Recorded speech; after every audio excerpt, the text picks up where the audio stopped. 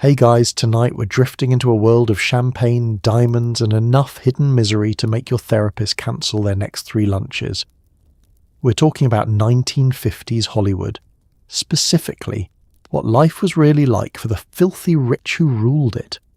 The glamorous elites who floated through smoky lounges in mink coats, smiled through blinding camera flashes, and quietly had emotional breakdowns in houses so big they needed maps. Before we dive in, take a second to like the video and subscribe, but only if you genuinely enjoy this weird little corner of the internet where history and insomnia awkwardly hold hands. And thank you for suggesting this topic. You always send me the best strange ideas. Drop a comment telling me where you're listening from and what time it is.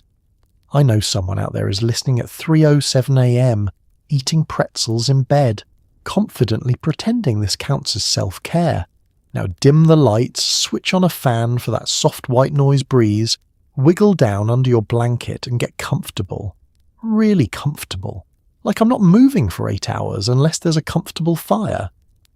Because tonight we're exploring a world where movie stars made more money than small nations, but still couldn't eat carbs. A world where studios controlled everything, gossip columnists were scarier than IRS agents, and marriages lasted shorter than a modern phone battery. Have you ever wondered what it really felt like to wake up in a Beverly Hills mansion with a hangover so strong it had its own talent agent? How many hours did these stars spend posing, preening, smiling and pretending? Did they actually enjoy those endless cocktail parties?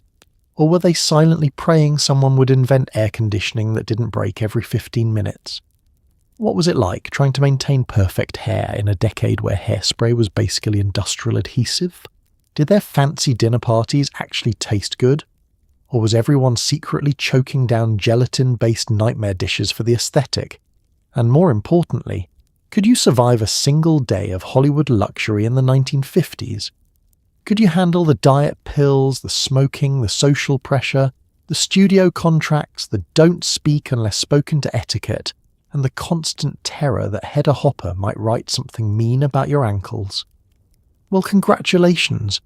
You've just woken up in 1953. You're wealthy, obscenely so. Your home has 7 bedrooms, 12 ashtrays, and exactly 0 emotional stability. A studio representative is already knocking on your door, and you haven't even had your morning cigarette for breakfast yet. Good luck. You wake up tangled in silk sheets so expensive they could pay for someone's college tuition, if college weren't still cheap. A maid pulls open the curtains, flooding the room with California sunlight that immediately punishes your skull. You're rich, famous, and deeply exhausted, and it's only 7 a.m. The room around you comes slowly into focus, like a movie set you vaguely recognize but didn't audition for. There's a marble fireplace you've only turned on twice because it smells too fiery. There's a vanity big enough to legally qualify as commercial real estate. And somewhere in the distance you hear the gentle hum of a pool filter you've never personally operated. The mansion stretches out around you like a bored cat, lazy, expensive, and mildly judging you for still being in bed. Your head throbs with the memory of last night's studio event, a gathering where you smiled for 3 hours straight and pretended sparkling water counted as hydration. Your evening ended with a handshake from a producer who called you kid, despite being only 5 years older and significantly less moisturized. Now your body feels like it's been playing hostess long after you clocked out. The maid offers a polite good morning in the soft, perfectly neutral tone used exclusively by people who have seen you at your absolute worst. She doesn't comment on the disheveled hair or the faint imprint of your pillowcase on your cheek. You're a Hollywood star. People pretend not to notice things for a living. You sit up slowly, letting the sheets fall in a dramatic cascade that would look elegant if you didn't also groan like an aging accordion. The sunlight hits your face and immediately highlights the faint constellation of last night's makeup still clinging faithfully to your skin like a publicist clinging to a scandal. Now fully upright, well, upright-ish, you take a good look around the room. The rug beneath your feet is softer than most people's futures. Your slippers wait by the bed, positioned at the perfect angle, as if they've been rehearsing their placement all night. Beside them sits a glass of water the maid placed there before sunrise, because rich people's hydration apparently has an early call time. Every object in the room exists because someone, somewhere, believed you needed it. The mirrored dressing table, essential supposedly to your glamour routine. The enormous closet, stuffed with outfits you barely remember approving. The chaise lounge. You sat on it once. It creaked. You never trusted it again. You shuffle toward the bathroom, stepping through a doorway so wide it could fit an entire sitcom cast. Inside, the marble floor gleams as though it were polished by tiny, judgmental diamonds. Multiple faucets stare at you from the sink, each one labelled in a script so elegant you can't tell which handle controls water and which one summons a small flood. As you splash water on your face, you catch your reflection, tired, slightly rumpled, but unmistakably part of the Hollywood machine. Your hair behaves like it's negotiating a contract. Your eyes look like they've seen things, specifically, too many flash bulbs and not enough sleep. Outside, the quiet of the mansion feels unnatural. There's no laughter, no chatter, no hint of the chaotic, glamorous life people imagine you lead. Just silence and sunshine, and the faint sound of someone downstairs vacuuming a room you haven't walked into this year. You wrap yourself in a robe softer than the indecision and take a deep breath. This is your life, bright, plush, and eerily curated. You're living in a palace designed for someone constantly camera-ready, someone who wakes up refreshed, smiling, energized, someone who is not you. But still, you straighten your posture, adjust your robe, and prepare to step into another day of being Hollywood's favorite shimmering mirage. After all, the mansion may be exhausting, the mornings may be brutal, and the sunlight may be aggressively personal, but you bought this place for a reason, even if you can't remember what that reason was. Before breakfast, you light a cigarette because that's what your contractually obligated healthy glow depends on. Your doctor suggests coffee, maybe a vitamin, and definitely pretending you're fine. You inhale deeply, the smoke curling around your face like a vintage Instagram filter. It burns just enough to remind you that you're alive, technically, and also that lung science in the 1950s was basically just guesswork with a stethoscope. Somewhere in a studio vault is a pamphlet declaring cigarettes refreshing, energizing, and recommended by leading physicians, which explains why your morning routine feels like a collaboration between Hollywood and a tobacco lobbyist. As you exhale, the smoke drifts toward the ceiling, dancing lazily past the chandelier you've only dusted twice, and both times were by accident. Your maid appears silently at your elbow with a silver tray holding your morning coffee. Strong, dark, and poured into a porcelain cup so delicate it feels morally opposed to being touched. You take a sip, and your body immediately goes from questionable to barely functional, which counts as progress. The aroma fills your dressing room, a mix of roasted beans, cigarette haze, and something floral you can't quite identify but assume is from a lotion your publicist made you buy. The caffeine begins its slow march through your system, clearing away the cobwebs of last night's industry party, where you shook hands with people who all used the phrase big things coming like it was a curse or a prayer. Next comes the vitamin. It's enormous, chalky, and allegedly orange-flavoured, though the only flavour you register is 1950s pharmaceutical despair. You swallow it like you're taking a personal oath to survive the day.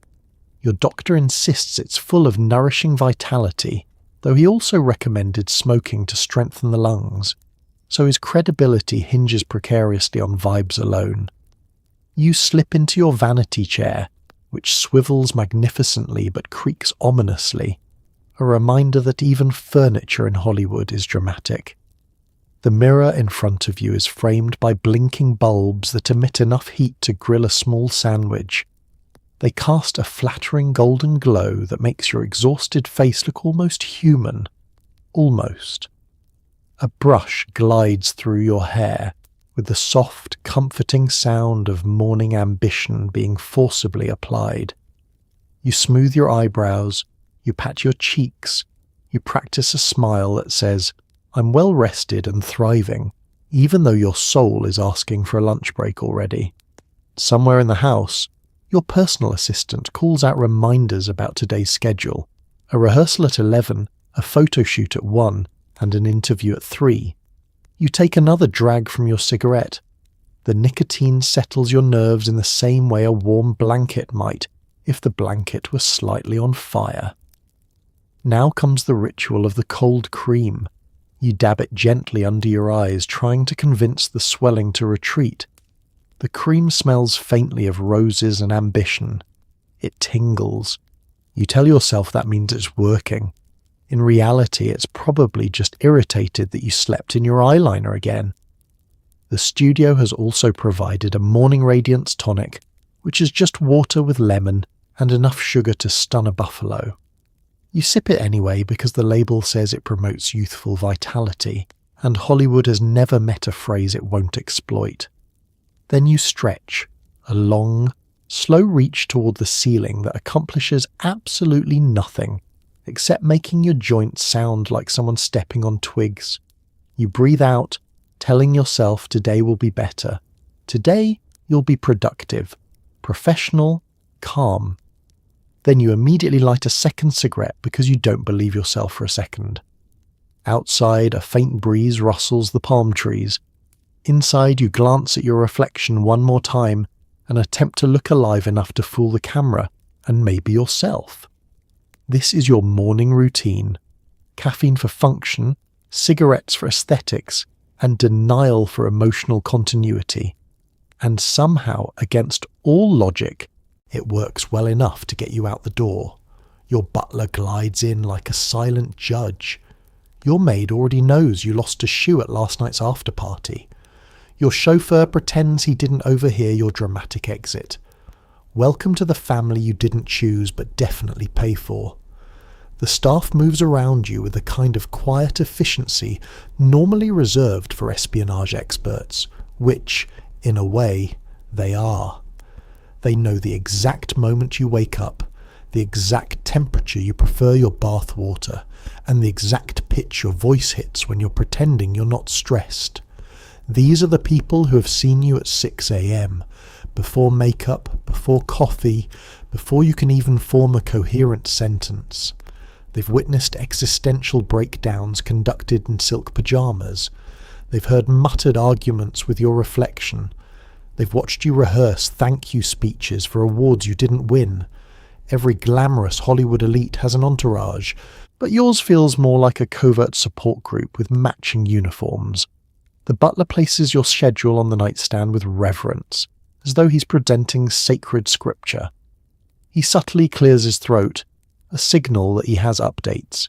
You brace yourself. Updates in this house are rarely good news. Maybe the studio moved your interview up.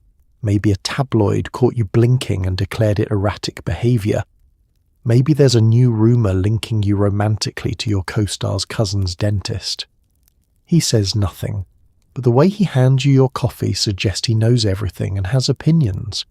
Your maid tidies the room with the speed and accuracy of someone who has silently judged your pillow arrangement for years.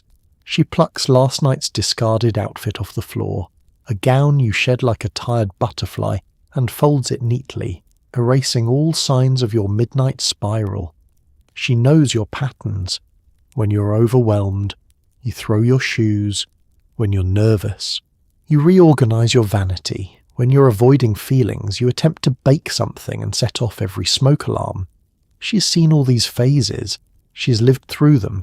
She'll likely see them again next week. Your chauffeur waits just outside the door, hat in hand, pretending he can't hear the butler reminding you that you double-booked yourself again. Chauffeurs in Hollywood are like confessional booths on wheels. They hear everything and say nothing. Last night he drove you home while you dramatically narrated your own heartbreak over a casting rumour you weren't even involved in. He offered you a tissue at the red light. You told him he was the only man who ever understood you. He nodded politely, because this was not his first chauffeur rodeo. These people, these unseen pillars of your day, know your life in intimate, sometimes concerning detail. They know which roles you regret. They know which friends you don't trust. They know the exact tone of voice that means I'm fine, and the exact tone that means I'm fine, but actually melting internally. They've learned to tell the difference between your real laugh and your Hollywood laugh. One is warm, the other is slightly brittle and usually directed at someone who called you kiddo. And yet, despite knowing everything, they keep your secrets better than you do. They don't judge the stack of unopened letters on your desk. Fan mail mixed with bills, mixed with scripts you've sworn you'll read soon. They don't comment on the bouquet your ex sent that's mysteriously still in the kitchen because the flowers looked expensive.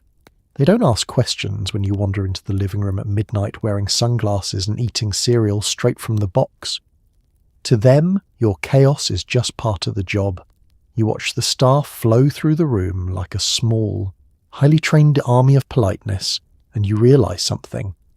The mansion might be big, the fame might be overwhelming, and the schedule might be chaos on a clipboard, but these people are your constant.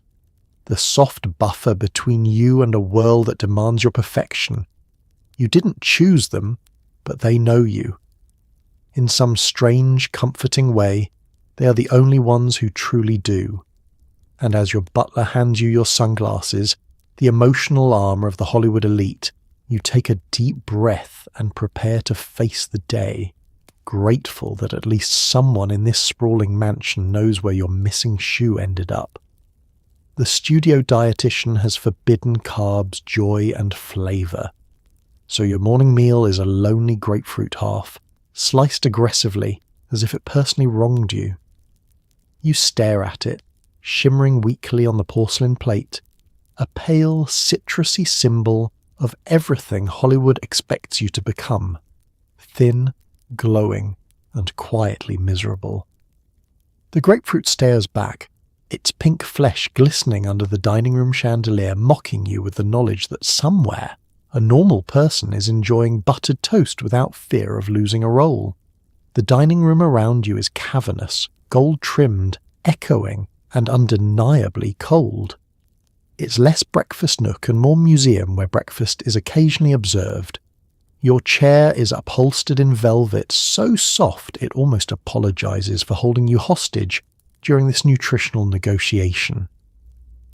The table stretches so far in both directions that you could shout, "Good morning," and it would return as a faint ghostly echo. You lift the spoon, tiny and delicate, and prod the grapefruit. It releases a mist of citrus that drifts into the air like disappointment wearing perfume. This is the same breakfast you've had every morning for months, because some person in a lab coat with studio consultant on their badge insists it's essential for maintaining your marketable silhouette. You take a bite. It is sour enough to make your left eye twitch. Your brain briefly travels to a parallel universe where pancakes exist and nobody questions your waistline. But here, in your marble-tiled palace of responsibility, this grapefruit is the only thing standing between you and a tabloid headline such as "Star Seen Eating Waffle, Career in Jeopardy." Your morning staff moves quietly around you, pretending not to notice your emotional standoff with a piece of fruit. The maid refreshes your water glass with the same solemnity one might use when blessing a ship.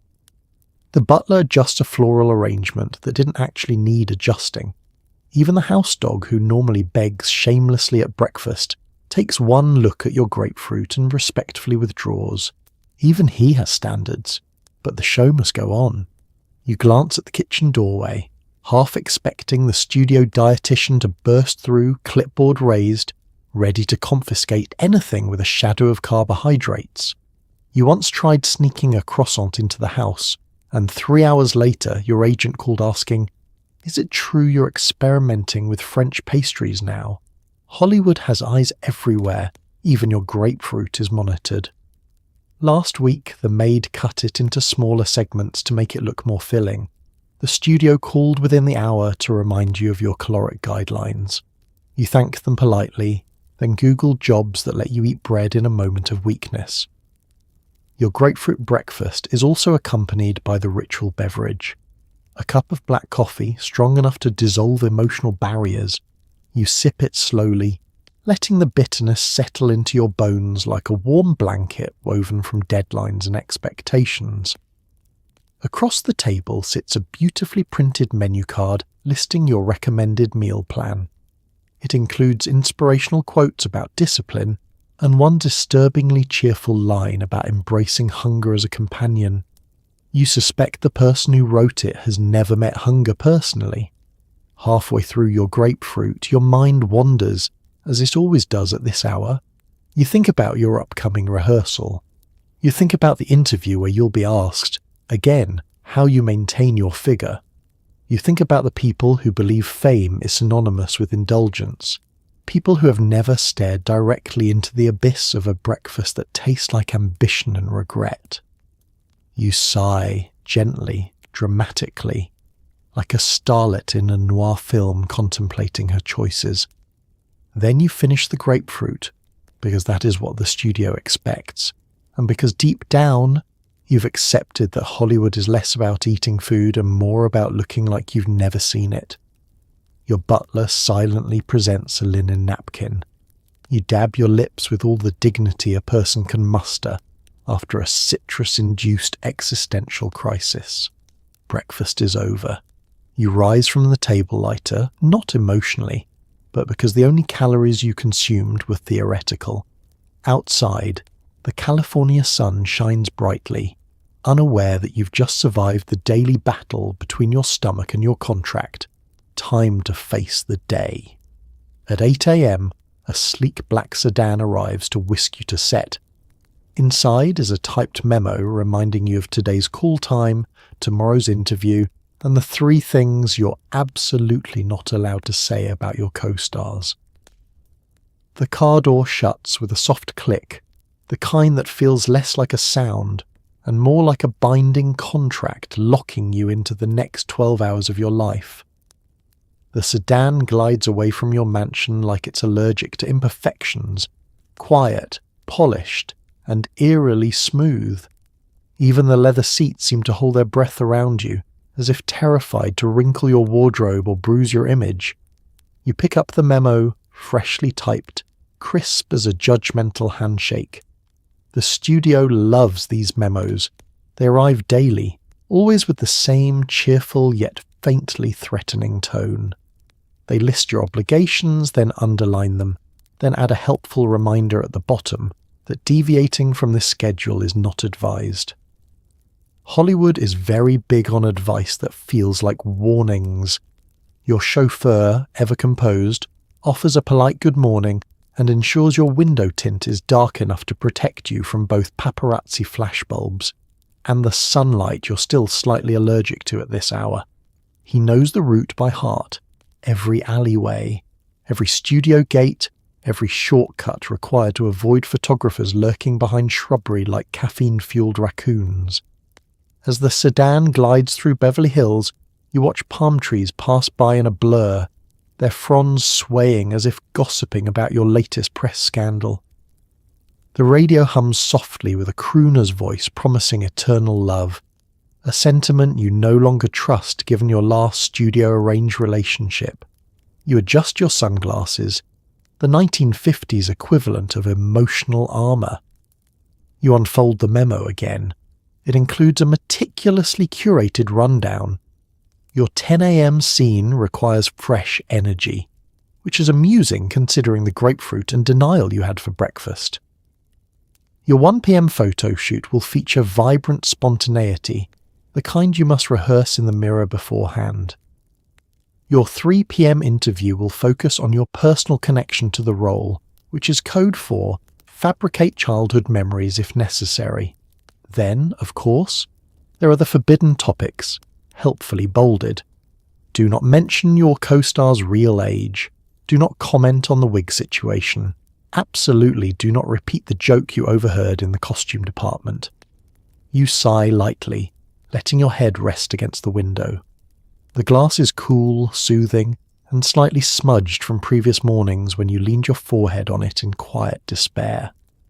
Your chauffeur pretends not to notice. At a stoplight, you catch your reflection in the rearview mirror, a poised, polished version of yourself staring back. It's a face the public adores, though they have no idea what time that face woke up or how many people were involved in creating it. You practice a smile. It looks good. It looks camera ready.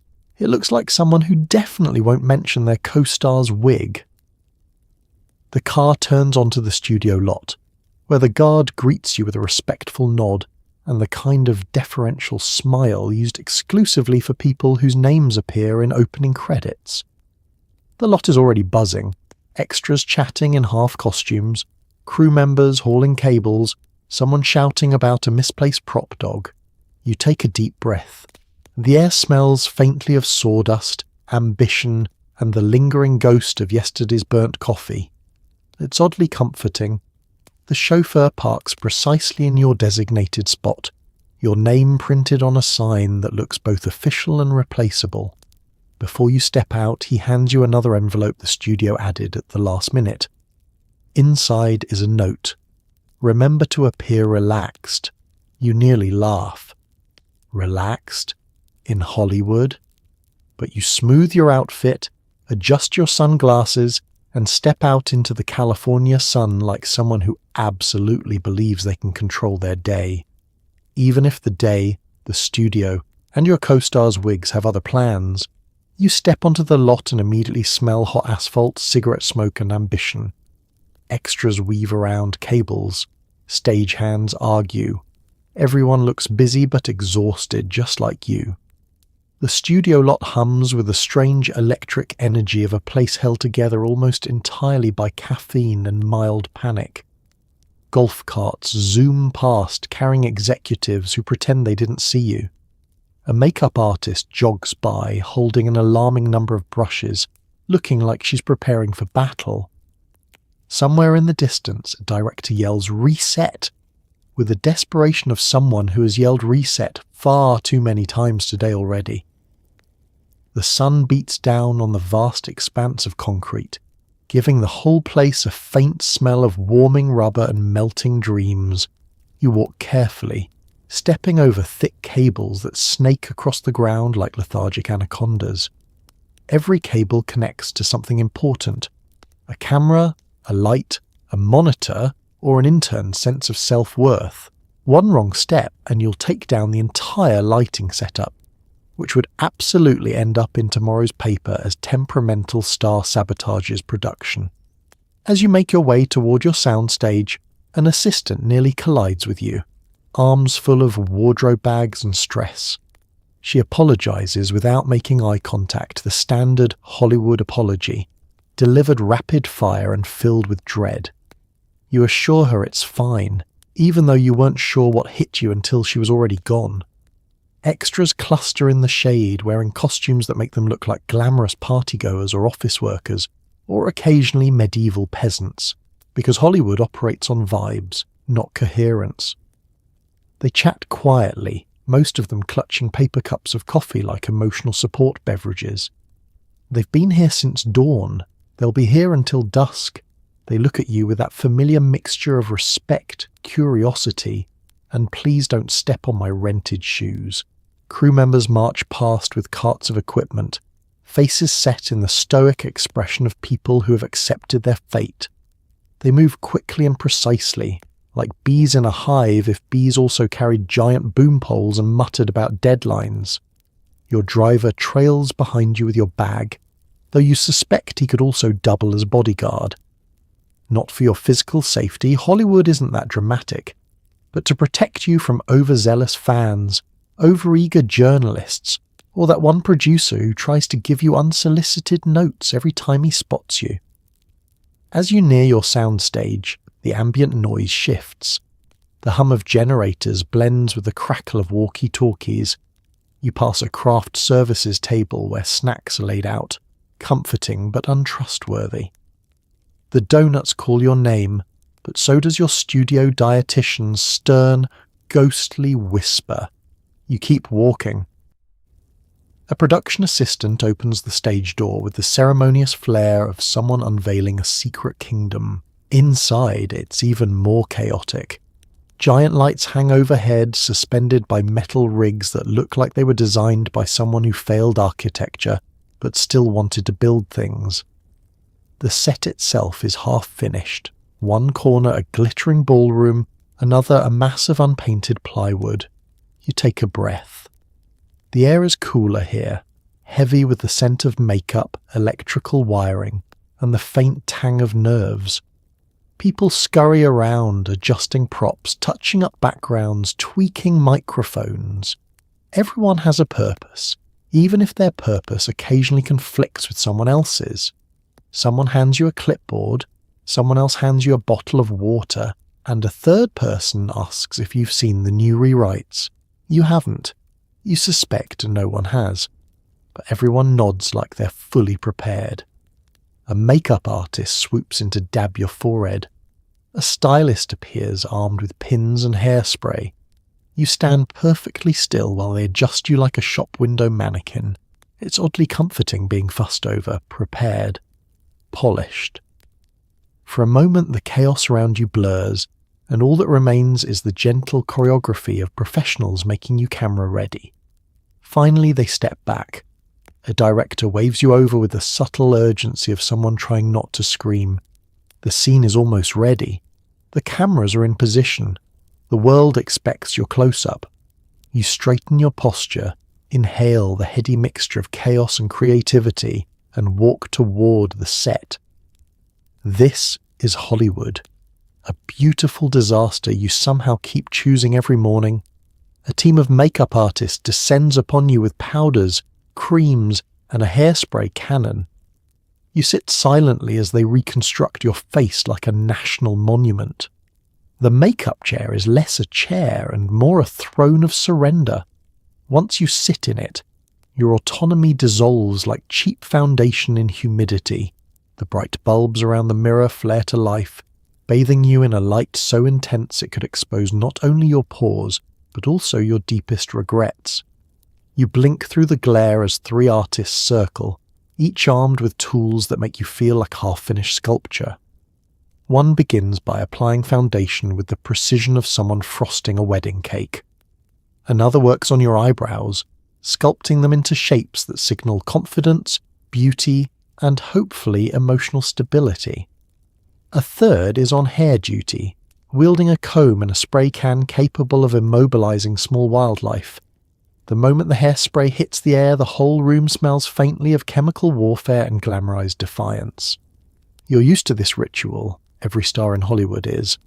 The makeup chair is where your transformation from tired human to camera-ready deity takes place. It's where you trade your natural face, your actual personal private face, for the standardized studio-approved version. It's not that you dislike the process, it's just that sometimes you forget what you look like without 10 layers of luminous hope and industrial strength contour. As the brushes sweep across your cheeks, you stare into the mirror at your reflection, halfway familiar and halfway a stranger. The artists murmur to each other in their own language, half beauty terminology, half gossip. They talk about lighting, sweat, last-minute script changes, and the scandal currently circulating about the actor in the next trailer over. You pretend not to listen, but you absolutely are. A makeup sponge dabs your jawline with the force of a small meteor. Someone else lifts your chin gently and says, "Relax," which is very easy for them to say when they aren't the ones being transformed into a walking billboard for perfection. Your job at this moment is simply to sit, breathe, and trust the process. Trust that these people know how to turn. I slept 3 hours into I am radiant and thriving. Your hair artist pauses to assess your curls. She tilts her head, frowns thoughtfully, and then begins a sequence of backcombing, spraying, smoothing, and pinning that resembles a magician preparing for a trick. You feel your scalp lift slightly, like your hair is trying to detach and flee the scene. But the result, once you catch a glimpse, is spectacular. Your hair gleams with the kind of shine that suggests you've made good decisions your entire life. Meanwhile, the lead makeup artist begins the eye portion of the event. She leans in, close enough to see your past, and applies eyeliner with surgeon-like steadiness. You would thank her, but your mouth is currently occupied by a lip brush applying a colour described only as romantic dusk. You try to imagine what dusk has to do with romance, but you're afraid thinking too hard might smudge something. Between steps, someone hands you a small cup of water through a straw, the same way zookeepers hydrate majestic animals during transport. You sip carefully, trying not to disturb the masterpiece unfolding on your face. The chatter around you continues. Lighting techs walk by, calling out adjustments for the upcoming scene. A costume assistant pops in to check whether your wardrobe zipper survived the morning. A publicist appears briefly just to remind you that a photographer will be stopping by for casual candid shots, which is ironic because nothing about this moment is casual or candid. Finally, after many strokes, spritzes and gentle commands to close your eyes and try not to move, the artists take a collective step back. You can feel the room pause, as if awaiting a verdict. The lead artist hands you a mirror, not the bright, punishing one on the counter, but a kinder, handheld version. You look. Your face is luminous, sculpted, glowing, and fully prepared to withstand both harsh studio lighting and emotional turbulence. Your eyebrows are immovable works of geometry. Your lips look like they've never spoken a single sarcastic word. You're the best possible version of the studio's idea of you. The team nods with satisfaction. The transformation is complete. You step out of the chair, ready, or at least convincingly ready, for whatever Hollywood decides to throw at you next. Your designer presents a dress so tight it might alter your internal organs. In the 1950s, fashion equals pain, and pain equals beauty. So breathe shallowly and pretend you love it. The fitting room is bright, cold, and unforgiving, illuminated by overhead lights that highlight every wrinkle in the fabric and every moment of your internal suffering. Bolts of taffeta and satin spill across the floor like glamorous avalanches. Assistants dart around with measuring tape hanging from their necks like medically confident scarves. In the middle of the controlled chaos stands your designer, a visionary genius whose vision often ignores the concept of basic human biology. He circles you slowly, hands clasped behind his back, humming thoughtfully as though you're a sculpture in progress rather than a person trapped inside a very sparkly straitjacket. The dress is exquisite, of course. Shimmering beading, hand-stitched detailing, a neckline designed to frame your collarbones like priceless artifacts. The only problem is that wearing it feels like losing a polite arm wrestling match with a python. Try lifting your arms, he instructs. You attempt it. Nothing happens. Your arms remain exactly where they were, pinned to your sides by 12 layers of couture engineering. You make a soft noise, half laugh, half cry, for which the designer praises your grace under pressure. Assistants flock to you, tugging fabric here, smoothing seams there, adjusting you as if you're a mannequin that occasionally has thoughts. One of them crouches to tighten the hem.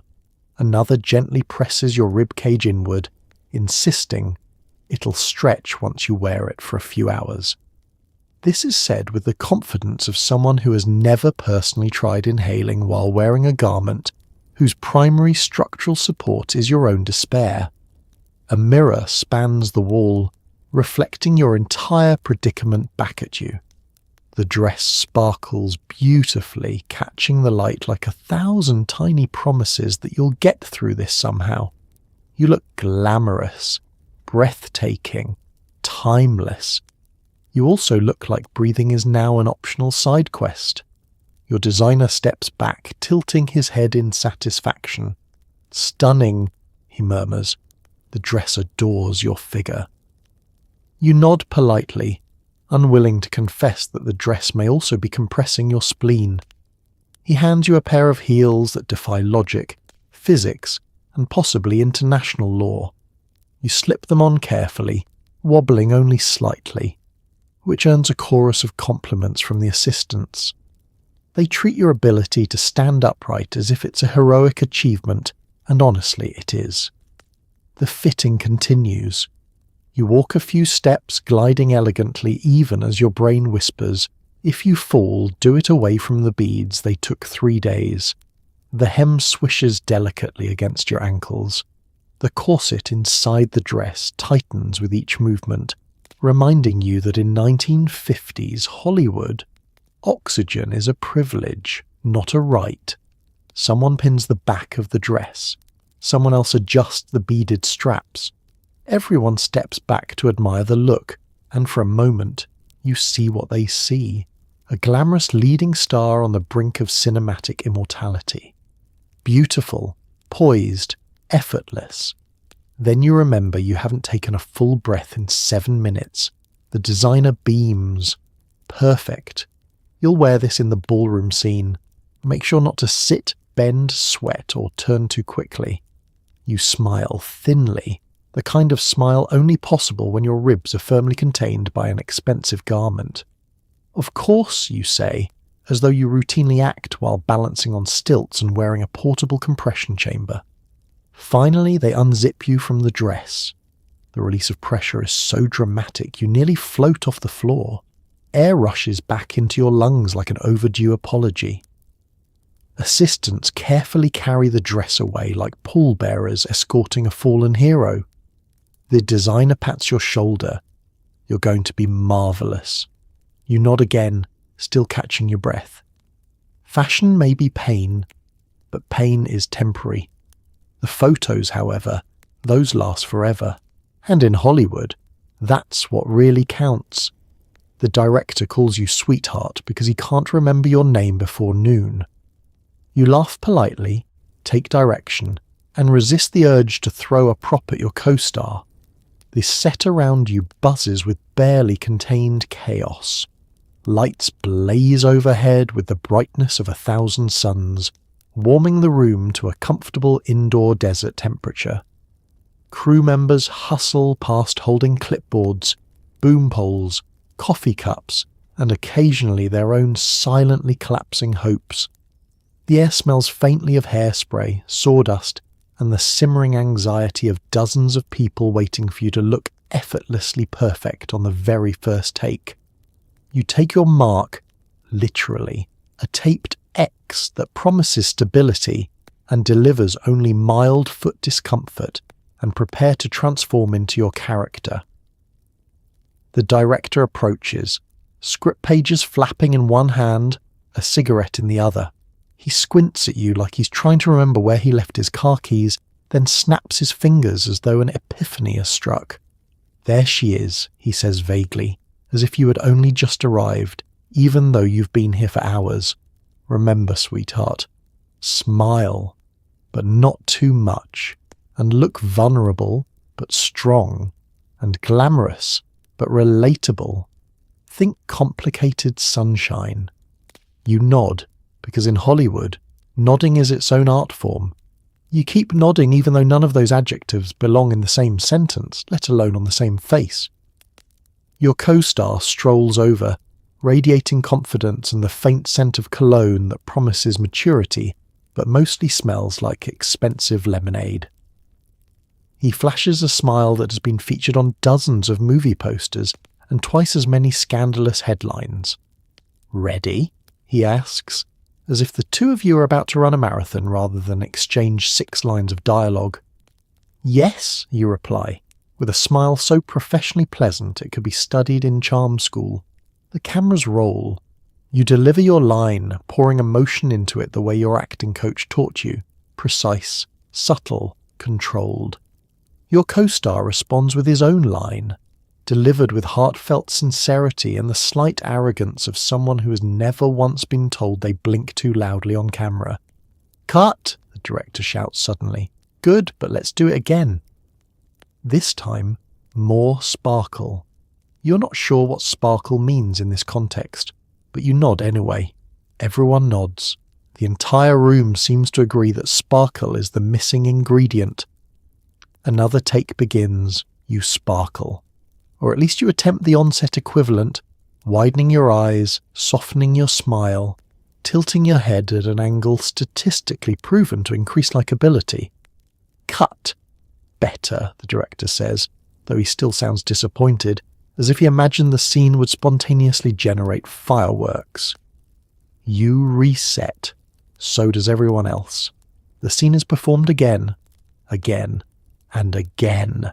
After the 7th take, you're pretty sure you could recite your lines backward in your sleep. Your co-star, meanwhile, looks as though this repetition is a spiritual experience that deepens his craft. Between takes, a makeup artist dashes in to powder your forehead. Another person adjusts your hair with violent tenderness. Someone else whispers, "You're doing great," in the same tone kindergarten teachers use to encourage children struggling with glue sticks. At one point, you accidentally step half an inch off your mark, prompting the camera operator to inhale sharply, as though witnessing a mild crime. Your co-star casually offers a suggestion about how you might improve your delivery. You smile graciously and think about the prop vase on the table between you. The director claps his hands. "One more," he announces. The traditional Hollywood phrase meaning at least 6 more. You inhale, exhale, deliver your line once again. This time, miraculously, the director beams. "That's it. Perfect. Moving on." Applause breaks out, not because the scene is art, but because everyone can finally stop pretending they love repeating the same 30 seconds of dialogue. You smile, darling. Smile. Because on set, that is both the expectation and the survival strategy. Your co-star compliments your performance the way people compliment toddlers. Gentle, surprised, and patronizing. Hollywood rich people don't feud loudly. They feud through overly sweet smiles. Rivalry is as fundamental to Hollywood as hairspray and questionable advice from producers. It lurks behind every polite greeting, every staged photo, every carefully worded comment delivered through clenched teeth. You and your co-star have been dancing this delicate tango since the first table read. It's not open hostility, no one wants bad press. It's far more refined, subtle, frostbitten elegance, the kind of tension that would be invisible to the untrained eye, but to those who live and breathe studio politics, it crackles like static under silk. You meet in the hallway between takes, both of you wrapped in costumes that cost more than a car. Your co-star beams warmly, leaning in just enough to be photogenic but far enough to maintain emotional distance. "You were wonderful in that last scene," they say, tilting their head with the benevolent tone of someone congratulating a child for colouring mostly inside the lines. You smile back, equally sweet, equally hollow. "Oh, thank you. I just adore watching your work. You make bold choices. Bold choices is Hollywood code for please stop doing that," but your co-star accepts it with a gracious nod. The Cold War continues.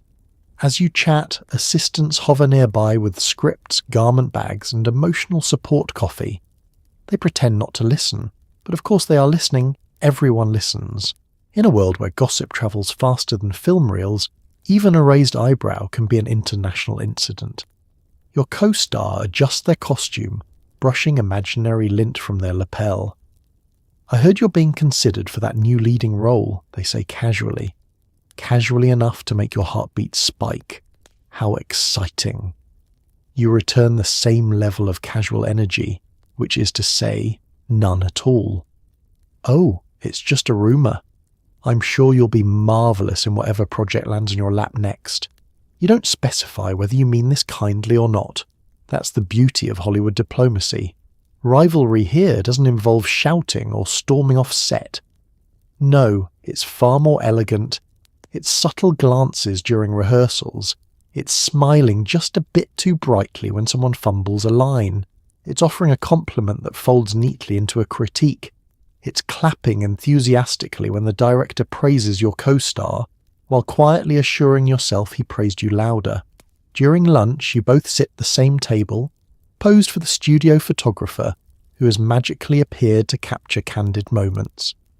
You angle your body to look relaxed, even though your corset is attempting to fold your ribcage into origami. Your co-star laughs a little too loudly at something you didn't say. You laugh back at something they didn't say. Cameras click. Publicists breathe sighs of relief. This fragile alliance requires maintenance. Occasionally, your co-star will compliment your wardrobe. Such a daring colour for you. Or they'll praise your acting. You bring such freshness to the role. Freshness being the polite cousin of inexperience. You return fire with equal subtlety.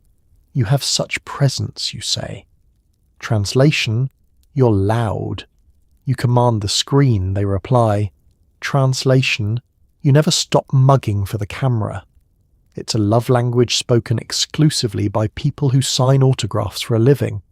But despite the tension, there's a strange comfort in this rivalry. It keeps you sharp, alert, motivated in a way coffee alone cannot achieve. Some stars even thrive on it. Two glamorous planets locked in a delicate orbit, forever competing yet forever connected. And occasionally, rarely, almost accidentally, you and your co-star share a moment that feels genuine. A laugh between takes. A muttered complaint about the director's obsession with sparkle. A shared look when the makeup team launches into round 6 of touch-ups. These fragile pockets of camaraderie remind you that beneath all the posturing, you're both just exhausted humans trying to survive the spectacle. Still, when the cameras roll again and you take your marks, the Cold War resumes. You shine, darling. They shine, darling. Hollywood loves a little competition. It keeps the lights bright and the gossip hotter than the studio coffee. And tomorrow, when your co-star compliments you again with that soft, patronising smile, you'll return one just as sugary. Because that is how the game is played. The catering truck smells amazing, but you're allowed half a salad and a piece of chicken so small it's basically a rumour. You wash it down with a Diet Coke the size of a thimble. Lunch on a Hollywood set is less a meal and more an emotional journey. The catering truck, parked proudly beside the soundstage, pumps out aromas so heavenly they might actually violate your studio contract. There are trays of steaming pasta, platters of roasted vegetables, baskets of fresh bread, all laid out like a feast for hard-working mortals. But you, being one of the chosen few whose face is legally required to look glamorous from every angle, have been assigned a different menu. The lettuce of sadness, the chicken of disappointment, and the Diet Coke of eternal compromise. You approach the table while crew members pile their plates with joyful abandon. A lighting technician passes by with enough macaroni and cheese to power a small nation. A group of extras laugh as they butter warm rolls, their carefree spirits reminding you of life before publicists. You take a polite sniff of the air and quietly mourn the stylish fossil of your metabolism. Your salad is handed to you in a small bowl, each leaf arranged as if trying to look more substantial than it is. You poke at it with a plastic fork, watching as one sad cherry tomato rolls defiantly to the edge, contemplating escape. The chicken sits beside it, 3 inches of protein shaped like a sacrifice you didn't agree to. You glance at your tiny Diet Coke, carbonated and judgmental. A fellow actor passes by with a cigarette already in hand and gives you a knowing look. "It helps," they whisper, raising the cigarette like a communion wafer. And truly, in the 1950s, smoking counts as eating, feeling, processing emotions, filing taxes, and occasionally solving personal crises. You take one yourself just to soothe the ache of the missed pasta and inhale the way the studio wellness guide insists is stabilizing. You find a seat at a long folding table where other cast members are already halfway through their own microscopic meals. Everyone at this table looks gorgeous and miserable. One actress carefully eats her cucumber slices while reading the script revisions. Another actor picks at his grilled fish with the resigned expression of someone wondering what bread tastes like. Conversation hovers just above hunger. "I hear they added another dance sequence," someone says. "Wonderful," another replies without meaning it. "Do you think we'll get real dessert on Friday?" a hopeful extra asks. The table goes silent. It is too dangerous to dream like that. You take a sip of your Diet Coke. It fizzes weakly, as if even it is too tired to help. Your stomach makes a small noise, a whimper of rebellion. You distract it by smoking again, which surprisingly works. Across the table, your co-star is eating the same meal but with theatrical flair, stabbing a leaf of romaine like it betrayed him. He claims he's fueling the art, which is his poetic way of saying he's starving. The director strolls by with a plate stacked high with lasagna. Rich, steaming lasagna, he waves cheerfully. You smile back with the strained politeness of someone calculating how many crimes a single noodle might be worth. Just when you think the tragedy is over, your publicist appears, clipboard in hand. "Remember," she says sweetly, "no cheese, no sauces, no bread, and absolutely no dessert. We want you feeling light for the close-up." You briefly contemplate becoming a sculptor or a lighthouse keeper. When she disappears, your assistant slides a breath mint onto your tray, the closest thing you're allowed to a treat. "You're doing great," they whisper, though their eyes say, "You look like you might eat a napkin." Your lunch ends the way it began, unsatisfyingly. You toss the empty plate into a bin that smells faintly of garlic bread dreams. Your stomach sighs in defeat. You rise from the table slowly, imagining a world where actors eat carbohydrates and are still considered employable. Back to set you go, lighter, hungrier, and fully fueled by Diet Coke, greens, and sheer stubborn glamour. A photographer with a cigar orders you to look natural, which is hard when you're posing on a fake beach inside a soundstage wearing 12 pounds of hairspray. The photographer adjusts his lens with the gravitas of a man preparing to photograph the president, not a sleep-deprived actor sinking ankle-deep into plastic sand.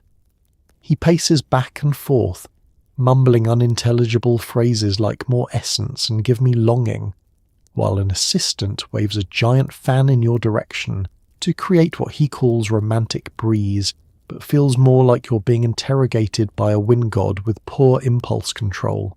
You shift your weight slightly, which causes the set's cardboard palm tree to wobble. Someone rushes in to steady it, whispering, "Don't worry, it's very stable," which is the same lie people say about relationships and soufflés. You nod graciously, even though the tree is clearly held together by hope tape and last month's budget. The photographer claps once. "All right, sweetheart," he calls, cigar bobbing from his lips. "Give me relaxed elegance." You attempt it, tilting your head, softening your shoulders, widening your eyes just enough to suggest you're awake, but not enough to suggest panic. "More natural," he says again. Natural. A fascinating word, considering nothing in this moment resembles nature. The beach is made of synthetic granules, the sky is a painted backdrop, the sun is a hot, blinding studio light, and there hasn't been anything natural about your face since the makeup team packed you into contour like a decorative vase. But sure, natural. He snaps a few photos, muttering as he works. Good now, give me wistful." You tilt your chin toward the artificial horizon and think wistful thoughts such as, "What if I weren't hungry right now?" And "What does bread taste like again?" A stylist swoops in to adjust your hair. The breeze from the fan had displaced one strand, and apparently this minor rebellion cannot stand. She sprays a cloud of hairspray so thick you momentarily lose vision in your left eye. When it clears, she asks, "Perfect, right?" You nod because blinking feels dangerous at this stage. The photoshoot continues.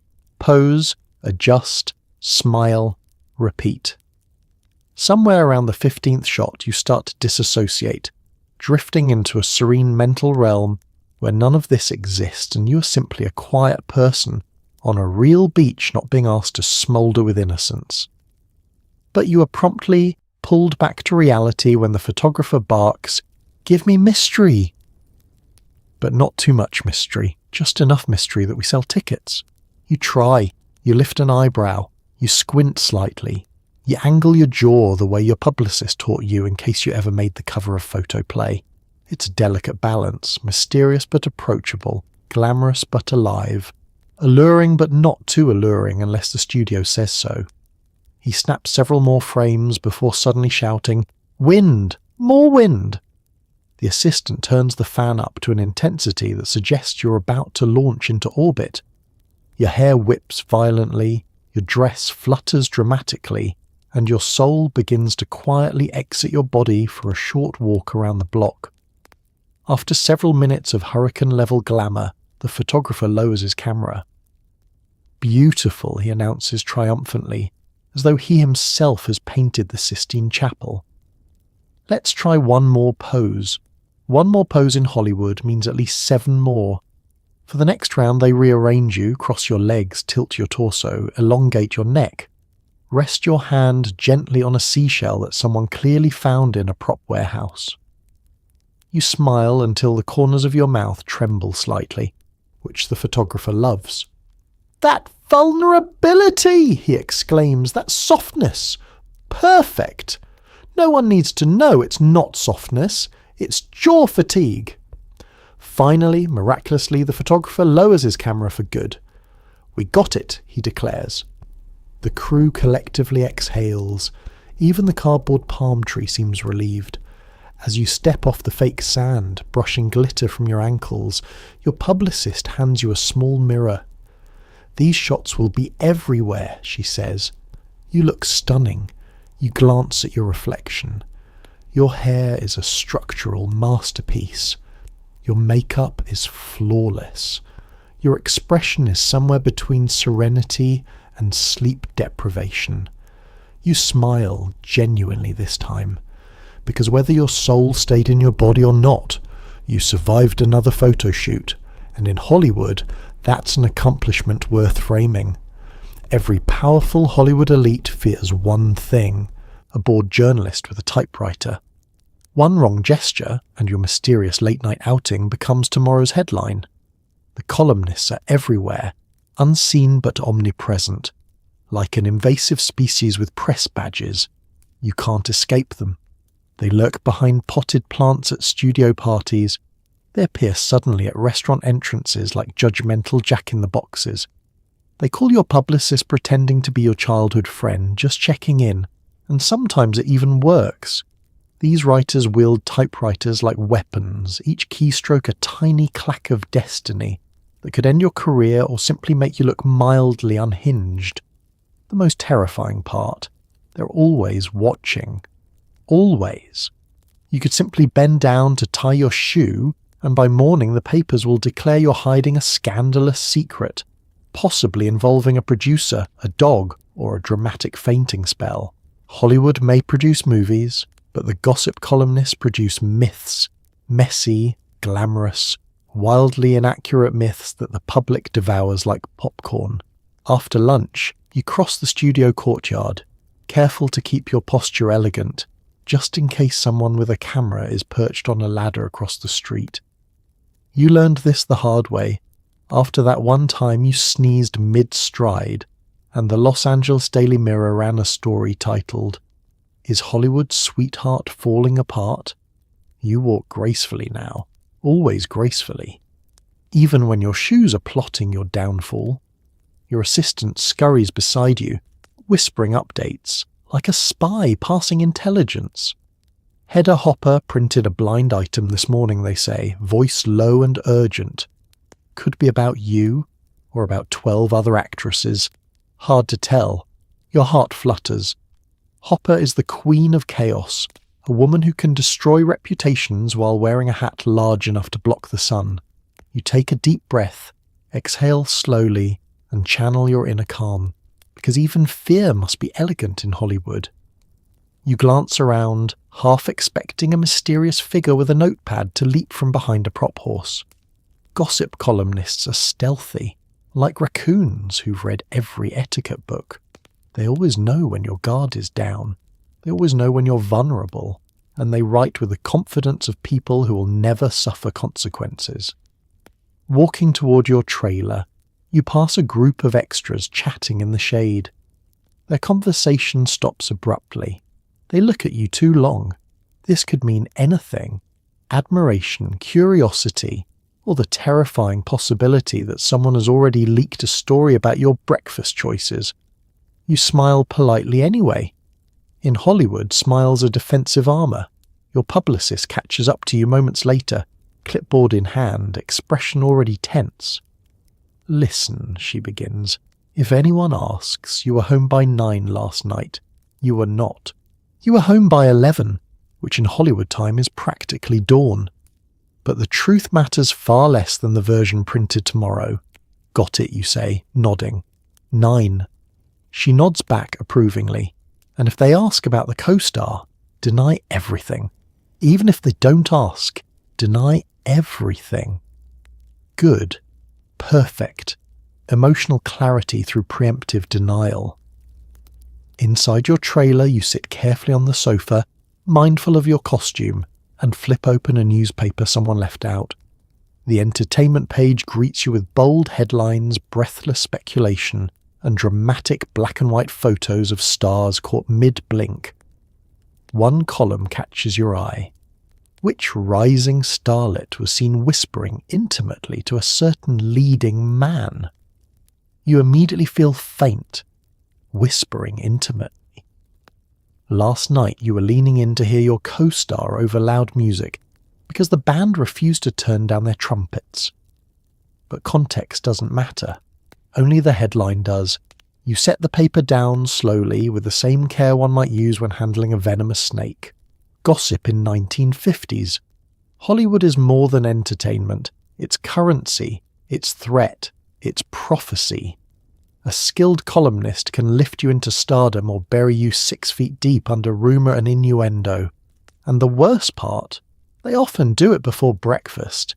As you prepare to return to set, you check your reflection one last time. Perfect hair, perfect posture, perfect smile. A smile designed not for joy, but for survival.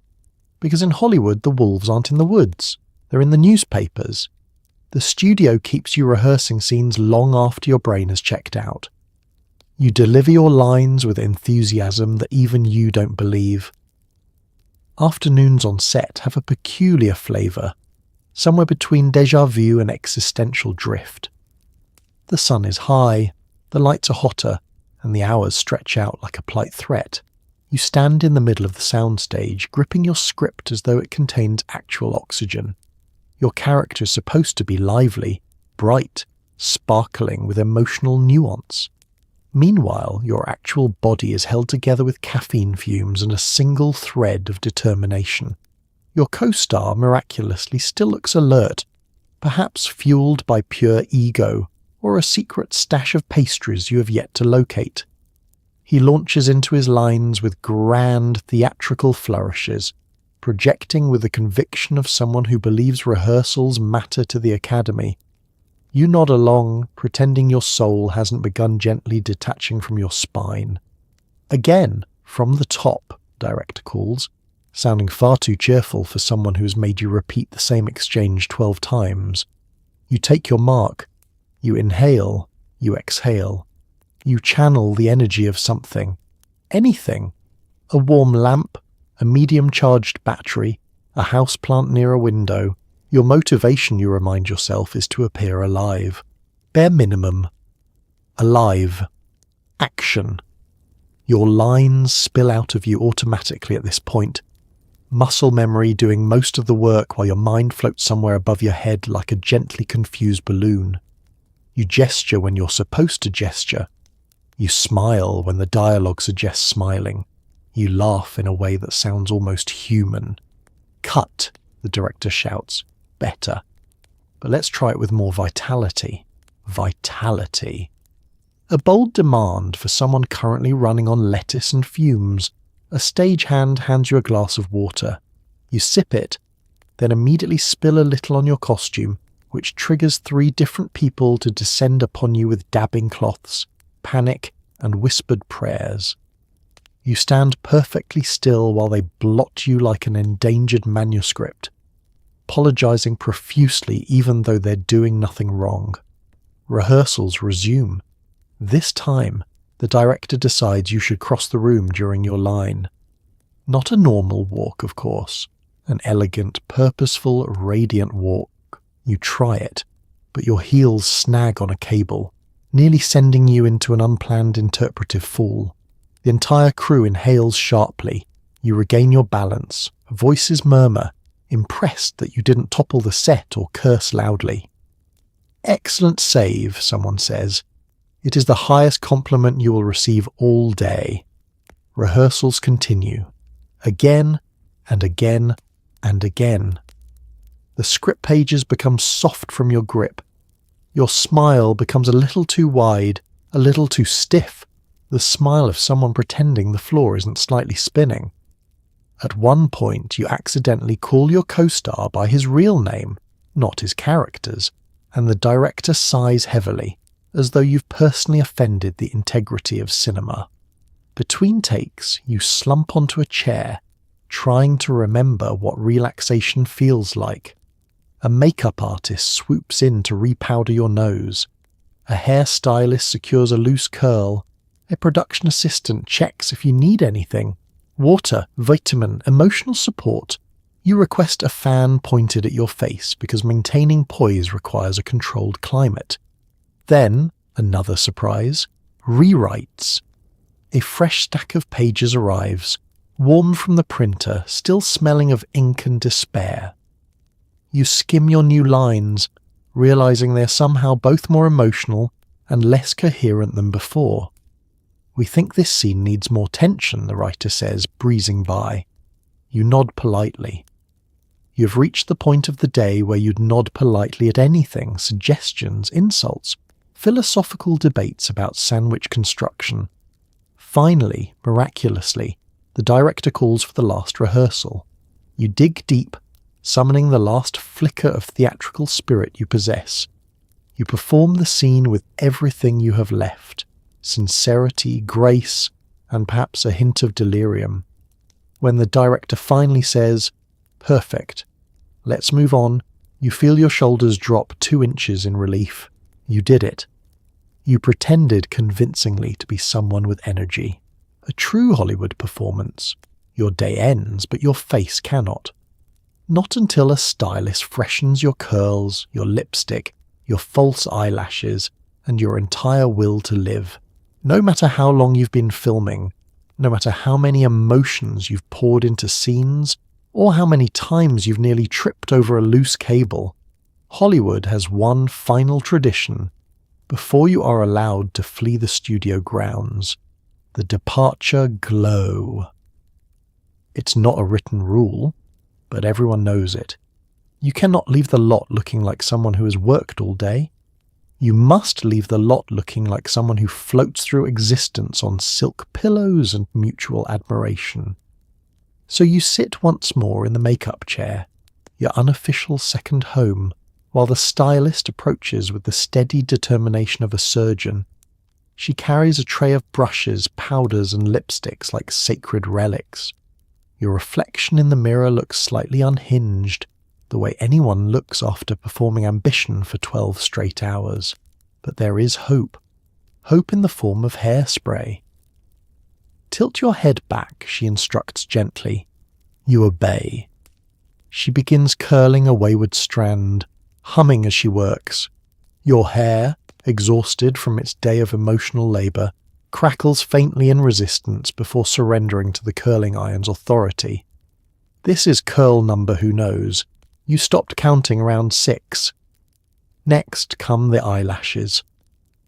She grips a pair of tweezers with the confidence of someone who has never once flinched while holding sharp objects near eyeballs. Your lashes are lifted, coaxed, re-glued, and encouraged to reach toward the heavens in a dramatic flourish of glamour and mild discomfort. "You look stunning," she murmurs. "You look like someone who desperately wants soup and sleep, but you appreciate the sentiment." Then the lipstick is reapplied. The colour is described as timeless crimson, though at this point in the evening your mouth feels more ancient weariness. Still, she paints carefully, restoring the bold shape as if touching up a priceless fresco.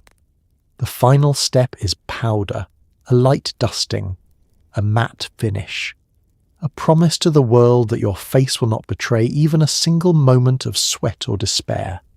She brushes across your cheeks, forehead, chin, soft strokes that whisper, "Show no weakness. The paparazzi might be outside." When she finishes, she steps back. You blink at your reflection. The transformation is subtle, but unmistakable. You no longer look like someone who forgot what time it was. You look polished, impeccable, alarmingly awake. Now comes wardrobe. A second assistant appears with a lint roller the size of a small dog and begins sweeping your outfit with brisk ceremonial strokes. Any stray hair, dust particle, microscopic speck of lint, they're eliminated with military precision. You lift your arms, pivot slightly, spin when asked. It's all part of the ritual. Finally, after a final once-over, the stylist nods. You're ready. You rise from the chair feeling like a refurbished statue. Outside the trailer, the California evening is warm and golden, that perfect hour when the sun softens into a flattering glow. Cameras love this light. Gossip columnists love this light. Your publicist especially loves this light because it means your departure photos might actually look intentional. You walk across the lot in smooth, controlled strides, posture tall, expression serene. Crew members wave goodnight. Extras glance up, admiring your immaculate composure. You pass a group of tourists peering through the gates. One gasps, one whispers your name, one drops their soda. This is why the ritual matters. You're not just leaving work, you are exiting a stage. At the curb, your chauffeured car waits, gleaming under the studio lamps.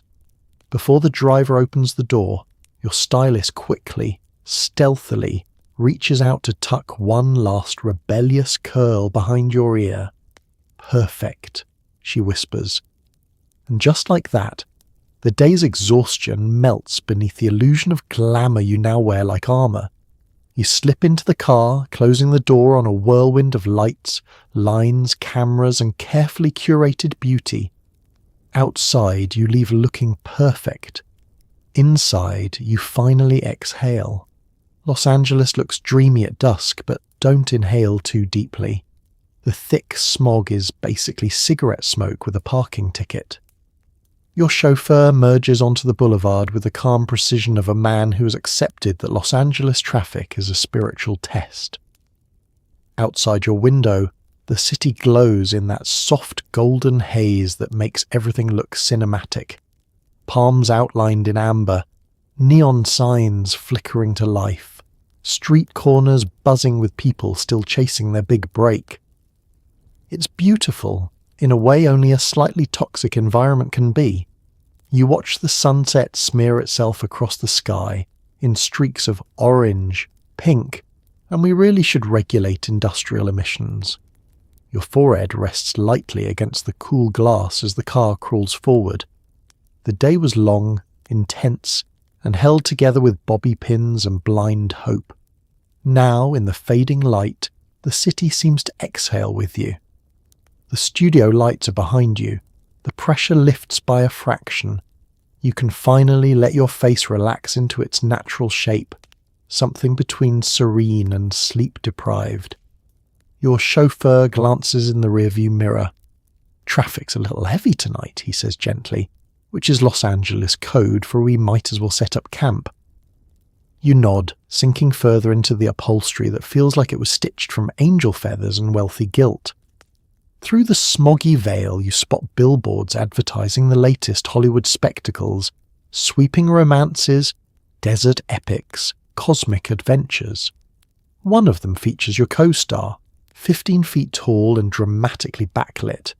You pretend not to notice.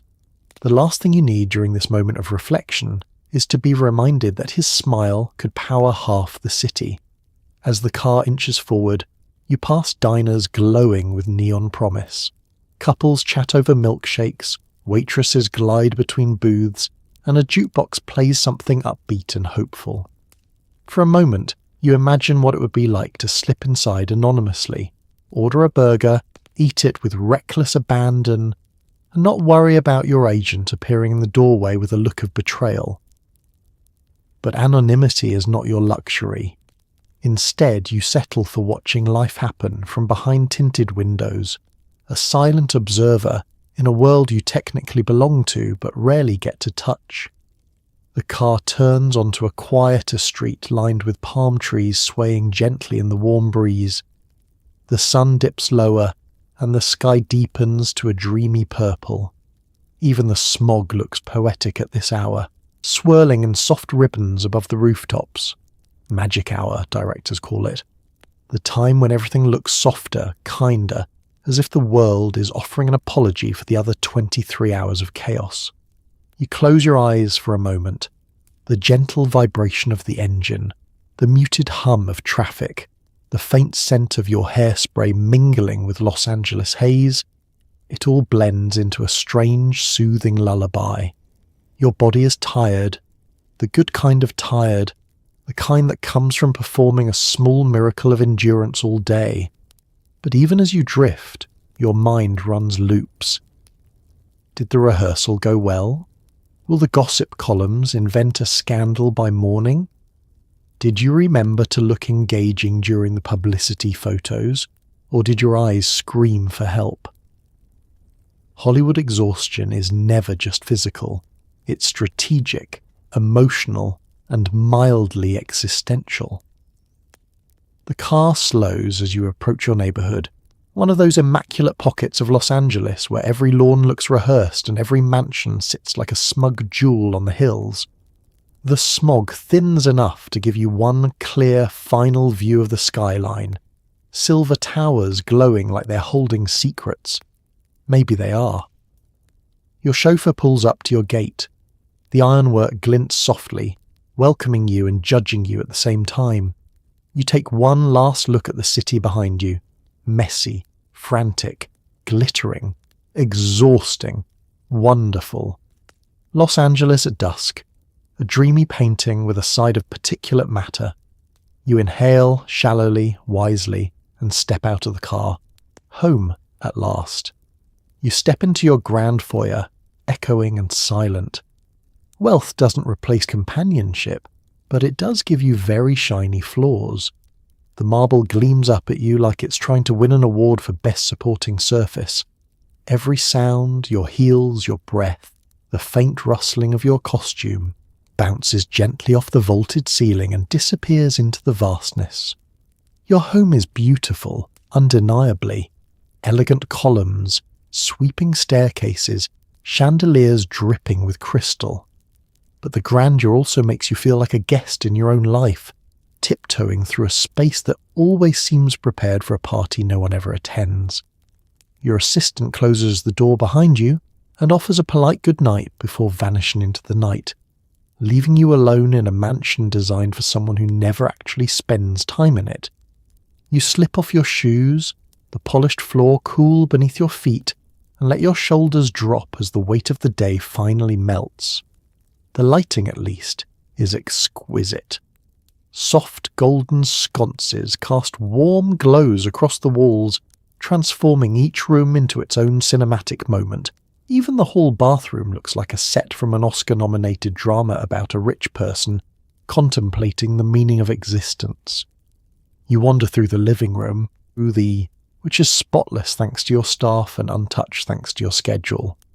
The velvet furniture sits in perfect angles, the decorative pillows arranged with military precision.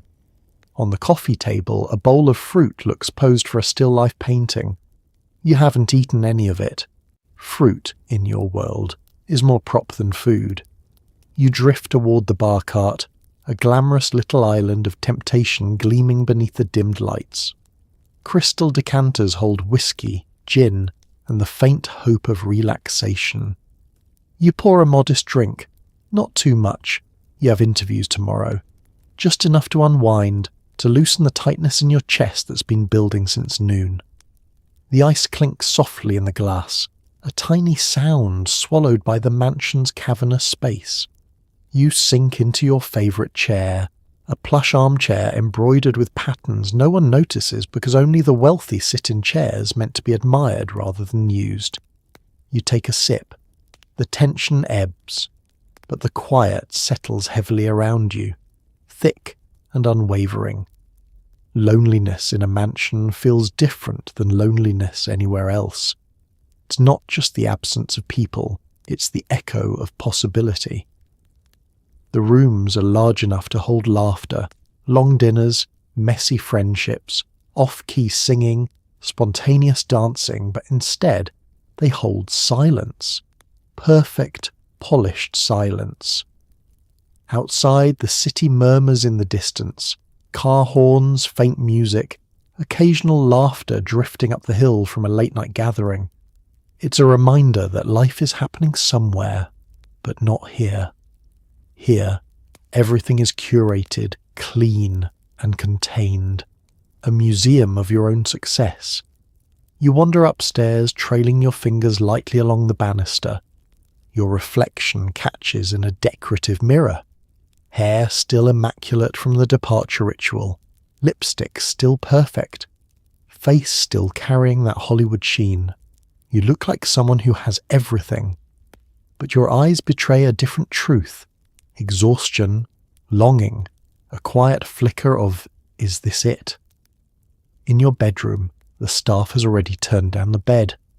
Crisp sheets folded perfectly, pillows fluffed to luxurious proportions.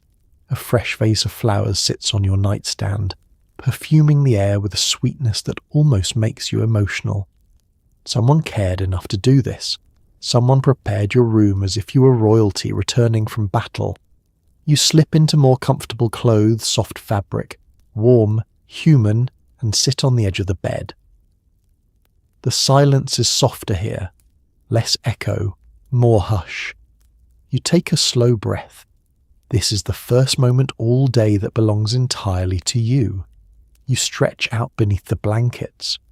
The lights dim automatically, casting gentle shadows across the walls. It's peaceful, almost soothing.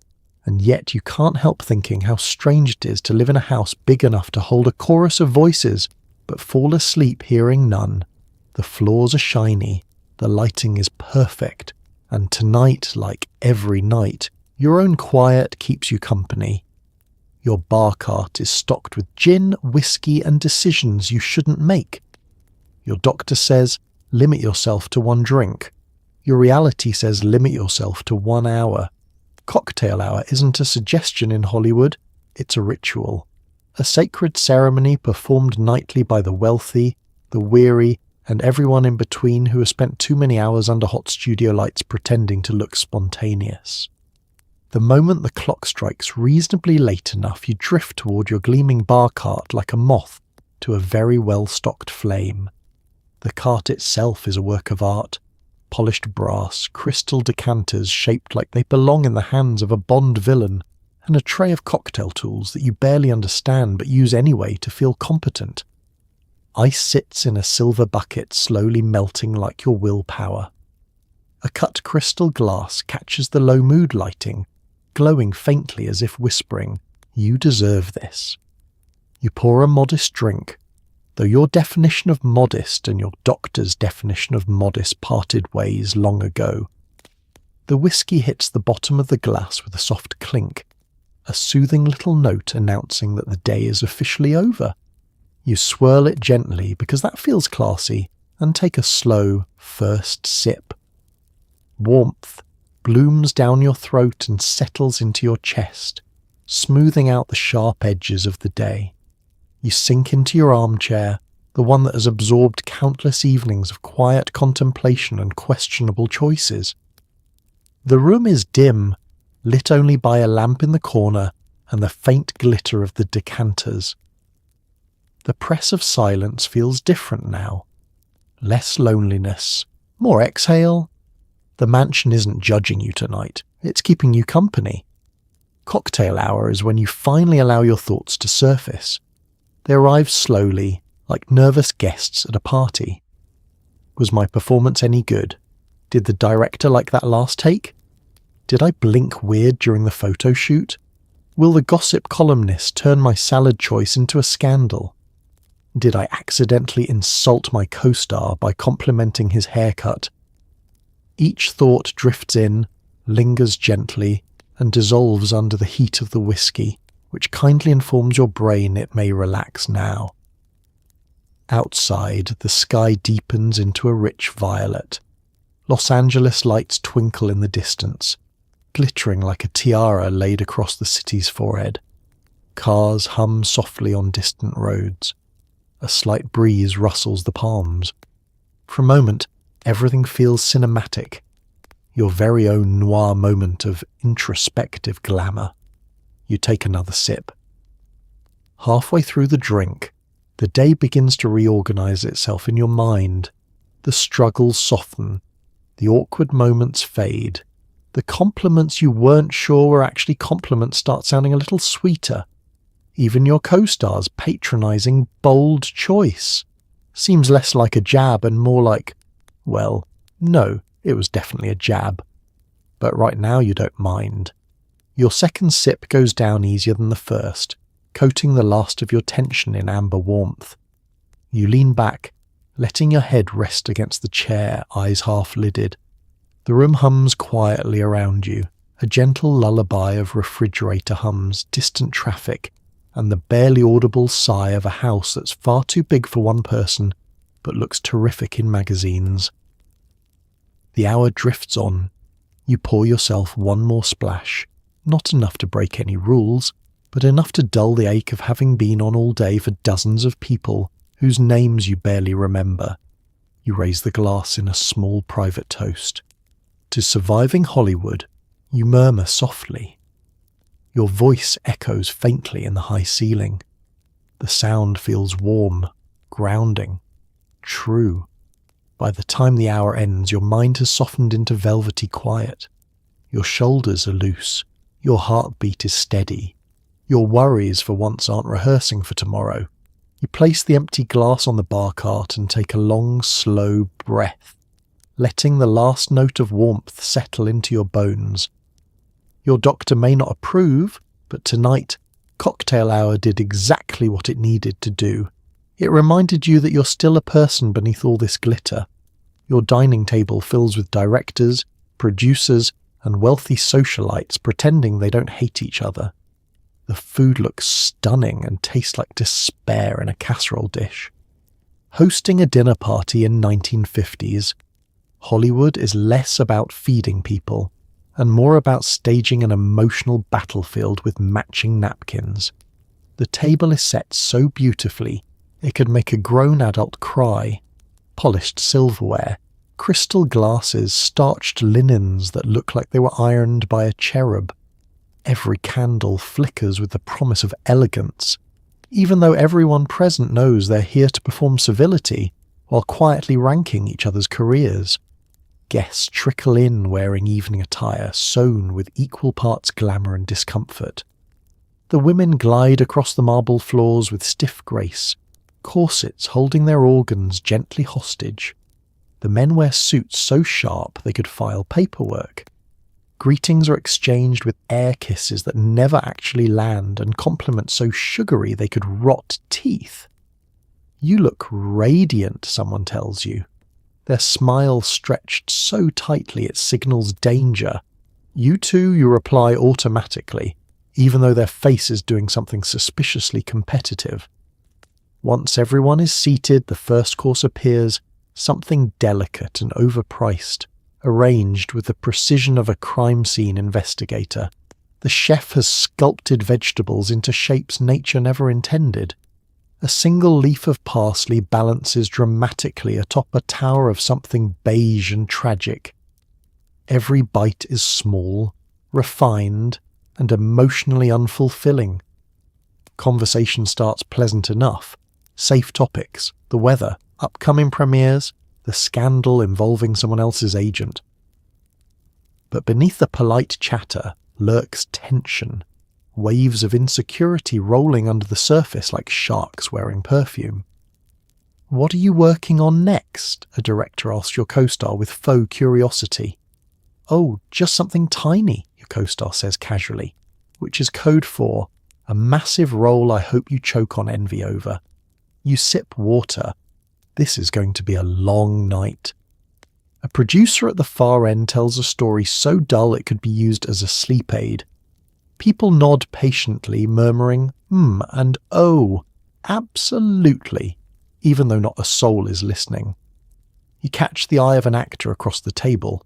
Their expression communicates universal truths. Yes, this party is painful. Yes, the casserole is suspicious. Yes, we are all trapped. When the main course arrives, everyone pretends to be delighted. The dish sparkles beautifully under the chandelier, arranged like a magazine cover spread. It smells faintly of ambition and overcooked beef. You take a bite. The flavour is philosophical. The texture is regrettable. The experience is humbling. It's divine, a socialite says, though she visibly flinches as she chews. Marvellous, another guest adds, discreetly pushing the casserole around their plate like they're negotiating a peace treaty with it. No one actually eats, except for that one producer who always eats loudly, unashamedly, with the gusto of a man who fears nothing, not even gossip columnists. Dessert arrives, of course. A towering gelatin creation that wobbles ominously in the centre of the table. It might contain fruit or cream or unresolved trauma. The guests gasp politely at its appearance as though witnessing a rare celestial event. Everyone takes a polite spoonful. No one takes a second. Eventually, after enough forced laughter to power a small city, the conversations loosen. Someone has had one too many cocktails.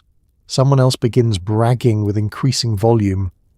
A socialite accidentally insults a director's latest film and tries to cover it by complimenting his cufflinks. Tensions rise, then fall, then rise again, like a dramatic symphony composed entirely of awkwardness. You watch it all unfold with the detached calm of someone who knows this circus well. You offer smiles, nods, occasional soothing comments. You try to steer the conversation gently towards safe topics, fashion, travel, the weather, anything that does not involve box office numbers, rumoured affairs or casting decisions. At last, the evening winds down. Guests gather their coats, offer final compliments, and step into the night with smiles stretched thin from overuse. Your dining room, once filled with glittering chaos, falls quiet again. You sink into a chair, exhaling deeply. The candlelight flickers. The casserole congeals. The silence feels like mercy. Because in Hollywood, dinner isn't for eating, it's for surviving. Love in Hollywood is mostly paperwork. If your real partner doesn't fit your image, the studio finds you a new one, preferably photogenic and scandal-free. In the 1950s, romance isn't something that blooms naturally between two souls. Romance is something negotiated between your agent, your publicist, and three executives who haven't felt real emotion since Prohibition. Love, as the average person knows it, is far too unstable for Hollywood, far too unpredictable, far too honest. So instead, you are offered something more manageable, something with a contract.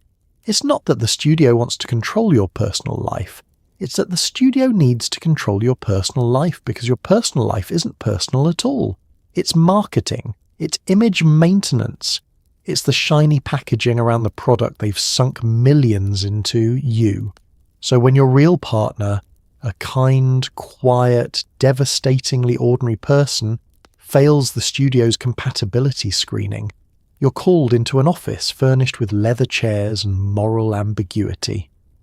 We're thinking about pairing you with someone who aligns better with your trajectory, an executive says, smiling as though gifting you a pony instead of dismantling your romantic autonomy. They slide a headshot across the table. A gorgeous face stares up at you. Perfect hair, perfect jawline, perfect smile polished by years of professional charm. You've met this person once at a premiere. They complimented your dress and then immediately forgot your name. And now, apparently you're going to be soulmates. Your publicist clasps her hands. Just for a few months, she says soothingly, as if discussing a rental car. The studio arranges a first date in a restaurant famous for being seen in, not eating in. Paparazzi mysteriously show up. Your love interest arrives with impeccable posture and a bouquet that may or may not have been selected by a studio intern. How lovely to see you, they say loudly, projecting for both the waiter and the photographer hiding behind a fern. You play along, because this is your life now. Romance with stage directions. The two of you smile across the table, both aware that the real conversation is happening in the flashes of cameras outside.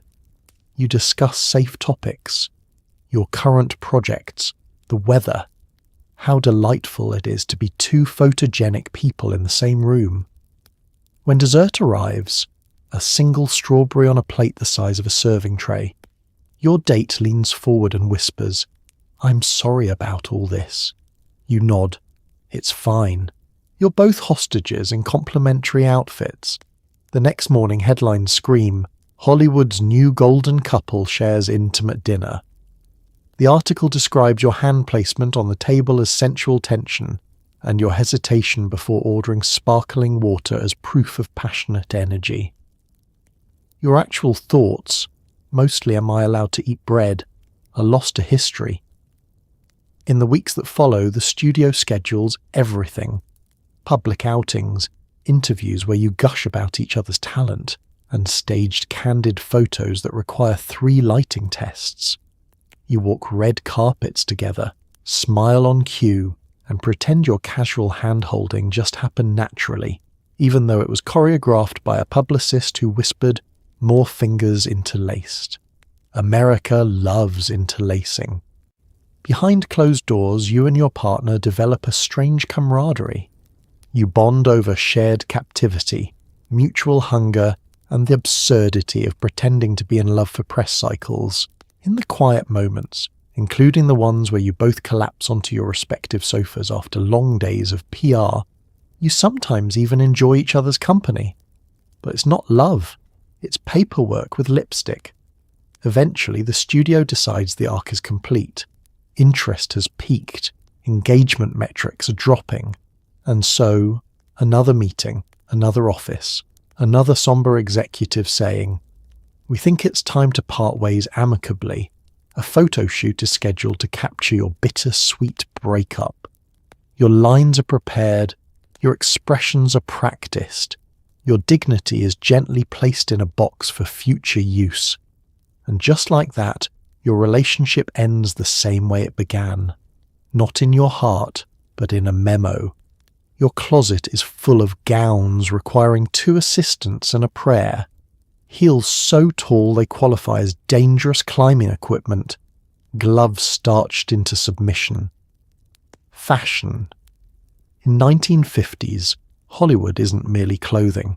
It's a highly specialized form of combat, one fought with boning, corsetry, and enough fabric to sail a medium-sized ship. Your wardrobe is curated not for practicality, comfort, or the preservation of your skeletal structure, but to project an image, elegance, glamour, and the suggestion that you've never once sweated in your life. You stand in the doorway of your closet surveying the battlefield. The gowns glitter on their hangers, shimmering like they know the chaos they're capable of. Some are adorned with beads so heavy the garment audibly sighs when lifted. Others boast skirts wide enough to require their own zip codes. One dress famously, once knocked over a lamp simply by existing too close to it. Your stylist appears at your side with a clipboard, eyes sparkling with determination. "Tonight," she says in a tone usually reserved for military generals, "we try the sapphire gown." You swallow. The sapphire gown. It hangs at the far right of the closet, shimmering ominously beneath its protective cover. Rumoured to have been designed by someone who despises the concept of rib cages, the dress has a cinched waist so aggressive it rivals historic torture devices. The neckline plunges dramatically. The skirt flares theatrically. The entire thing weighs more than a healthy toddler. 2 assistants materialise. One carries a box of safety pins. The other carries moral support. The gown requires coordination to put on. Coordination and a willingness to sacrifice full lung capacity. You step carefully into the dress while the assistants hoist, tug, and negotiate with the fabric. The bodice clamps around your torso like a determined hug from a relative you don't know well. A chorus of, "How does that feel?" floats around the room. You answer honestly, "Like I'm being gently folded." Perfect. Your stylist beams. Next come the heels. Towering works of art designed to make your legs look infinite and your ankles question their loyalty. You slip your feet into them reluctantly. They are stiff, unforgiving. They elevate you several inches and elevate your chances of falling by approximately 300%. You take a few test steps. The floor creaks in protest. You grab the wall for balance and offer a tight smile. These are tall. That's the point, your stylist assures you, fastening the last buckle with reverence. Beauty requires height. You nod. You understand. Hollywood thrives on unnecessary elevation, social, emotional, natural. Then the gloves. Oh, the gloves. They are long, satin and starched into a level of rigidity that suggests they could double as fencing equipment. You slide your hands in, feeling the material tighten over your fingers until you can no longer bend them. Flexibility is for dancers and accountants, not for glamorous starlets expected to maintain flawless posture at all times. Fully outfitted, you turn toward the mirror. The reflection staring back is breathtaking, dramatic, statuesque, luminous. You look like a goddess sculpted from starlight and reinforced with steel wire. No one would ever guess that beneath the radiance is a person praying quietly for the strength to remain upright. Your stylist claps her hands. Marvellous. You're a vision. You nod because nodding is the only movement you can still perform safely. Now comes the walk, each step a precarious negotiation between gravity, physics, and your desire to remain conscious. The hem swirls dramatically. The bodice refuses to let you inhale more than 4 molecules of air. The heels tilt you forward at an angle that suggests you're permanently impressed by something. But such is the life of Hollywood royalty. Fashion in this era isn't about wearing clothes, it's about surviving them. You glide, you shimmer, you endure, and deep down you know that the photos will look incredible, which, in the end, is all that really matters in a world where dresses may not obey physics, but they absolutely obey the camera. Your agent rings with urgent updates. Usually it's just news about a rumour, a rival, or an opportunity that requires you to lose 6 pounds by Monday. Midnight in your mansion is supposed to be serene. Soft lighting, quiet hallways, the gentle hum of expensive appliances doing whatever mysterious tasks expensive appliances do. You're usually in bed by now, curled beneath blankets that cost more than a used car, ready to drift off into a dream where the studio doesn't exist and your co-star pronounces your name correctly. But Hollywood doesn't sleep, and neither, apparently, does your agent. The phone on your nightstand rings with a shrill urgency of a smoke alarm. You jolt upright, heart pounding, convinced it must be something catastrophic. A scandal, a studio fire, national emergency involving hairspray. No, it's just your agent. You answer with a groggy, "Hello?" which your agent ignores entirely, launching instead into a monologue spoken at the speed of panic. "Okay, listen," they begin. "We've got a situation. Deadline is reporting a rumour about you being attached to a project you've never heard of.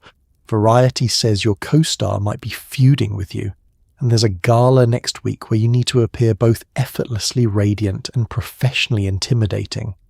Also, there's talk of a new role for you, but they want someone ethereal, and the studio thinks shedding £6 would help." You blink slowly. "It's midnight, you say." "I know," your agent replies, "and that shows how dedicated I am to your future. This is the same person who once called you at 5 a.m. to tell you your eyebrows were trending. You didn't even know eyebrows could trend." Your agent continues, rustling papers on their end as though conducting a symphony of stress. Now, the rumour mill is spinning. Someone claims they saw you storm out of a restaurant last night. I wasn't even at a restaurant. Exactly. Which means you're already ahead of the narrative, so congratulations. But we need to get in front of the story anyway. Maybe we'll leak that you were home reading. Do you read? You rub your forehead. Yes. Sometimes. Great. I'll tell them you were reading something profound. Your agent scribbles as if this is all perfectly sane. Next comes the rival update. Your agent sighs dramatically, the kind of sigh that warns you a long rant is imminent. Your co-star's publicity team is pushing a story that he's the breakthrough star of the film. We will not be overshadowed. So tomorrow you're doing a spontaneous, natural-looking photo shoot in your garden. We want soft lighting, elegance, vulnerability, maybe a tear glistening in your eye. But like a glamorous tear. You're too tired to remind them you don't cry prettily. Also, they continue, flipping to what sounds like a new stack of papers. There's a fabulous opportunity coming up, but the producer wants someone who can look both fragile and fierce on camera. So that's why we need the weight loss. Nothing drastic, just transformational. You lie back down, staring at the ceiling, wondering if you could fake a very convincing coma to avoid all of this. Your agent barrels on. But don't worry, I'll help you. I've already contacted a dietitian, a yoga instructor, a breathwork specialist, a spiritual healer, and someone who teaches a kind of interpretive fasting. You do not ask what interpretive fasting is. You cannot handle the answer. Finally, mercifully, your agent pauses. Anyway, that's all for tonight. Sleep well. Big day tomorrow. The call ends. You stare at the phone in disbelief. Midnight calls are as inevitable in your life as smoggy sunsets and gowns that defy physics. But somehow they still surprise you. You sink back into your pillow, exhaling slowly. The room is quiet again. Peaceful. Too peaceful, because you know the next crisis is already brewing somewhere in a newsroom or a studio office, or your agent's endlessly caffeinated brain. Still, you close your eyes. You'll deal with it in the morning. You always do. Cold creams, rollers, ointments, lotions. Your nighttime routine takes longer than filming a scene. You fall asleep smelling like lavender, powder, and exhaustion. Your bathroom is a sparkling cathedral of vanity, lined with glass jars, porcelain containers, and tiny silver spatulas whose purpose you no longer remember, but continue to use out of fear that stopping might age you 10 years overnight.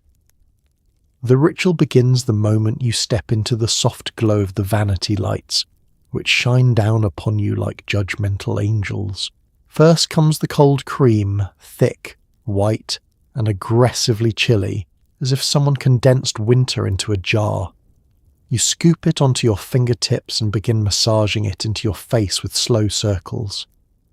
The cream melts your makeup, but also your dignity, because watching your glamorous facade slide off in streaks is humbling in ways the studio will never understand. You wipe your face with a warm cloth, revealing the tired human beneath the Hollywood sheen. Next come the rollers. Pink, plastic, slightly terrifying. Your stylist insists these rollers are essential to maintaining overnight bounce, which sounds like a euphemism but isn't. You twist sections of your hair and clip them into place, each one adding a new layer of discomfort. By the end, your head feels like a small, politely arranged weapon. Then it's time for the ointments, mysterious substances your publicist recommended after reading an article in a magazine titled Youth Forever. One jar promises hydration, another promises radiance. A third one confusingly promises to restore lost glamour, which raises questions you don't feel emotionally equipped to ask. You dab, pat, and massage until your face resembles a well-greased pastry. Lotions come next. So many lotions. Lotions for your hands, elbows, neck, cheeks, and even your scalp, because apparently your scalp also needs to look radiant, though no one will ever see it. You slather everything generously, telling yourself these steps are necessary, even though each one feels like an apology note to your future self.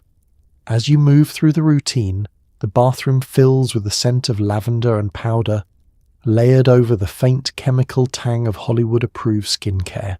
It's the fragrance of someone desperately trying to hold themselves together under the weight of eternal youth.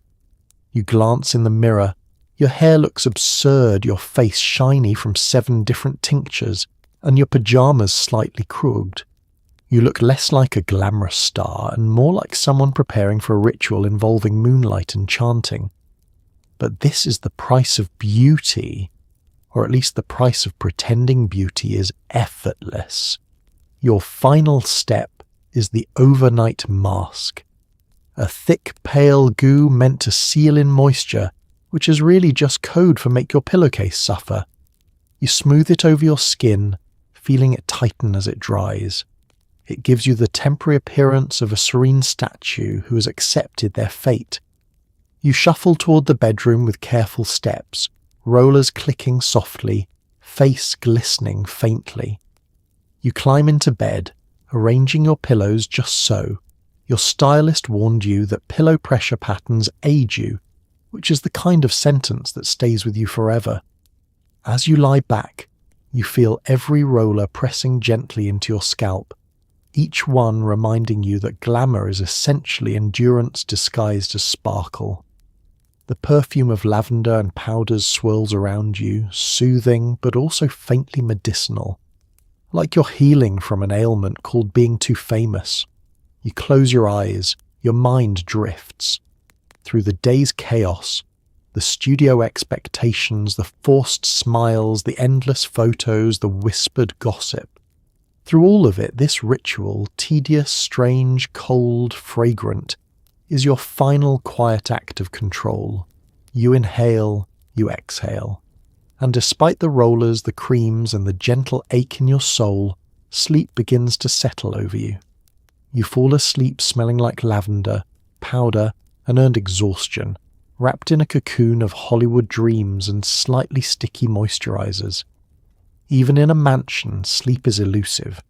Your mind loops with tomorrow's schedule, today's gossip, and your publicist's voice telling you to be more relatable.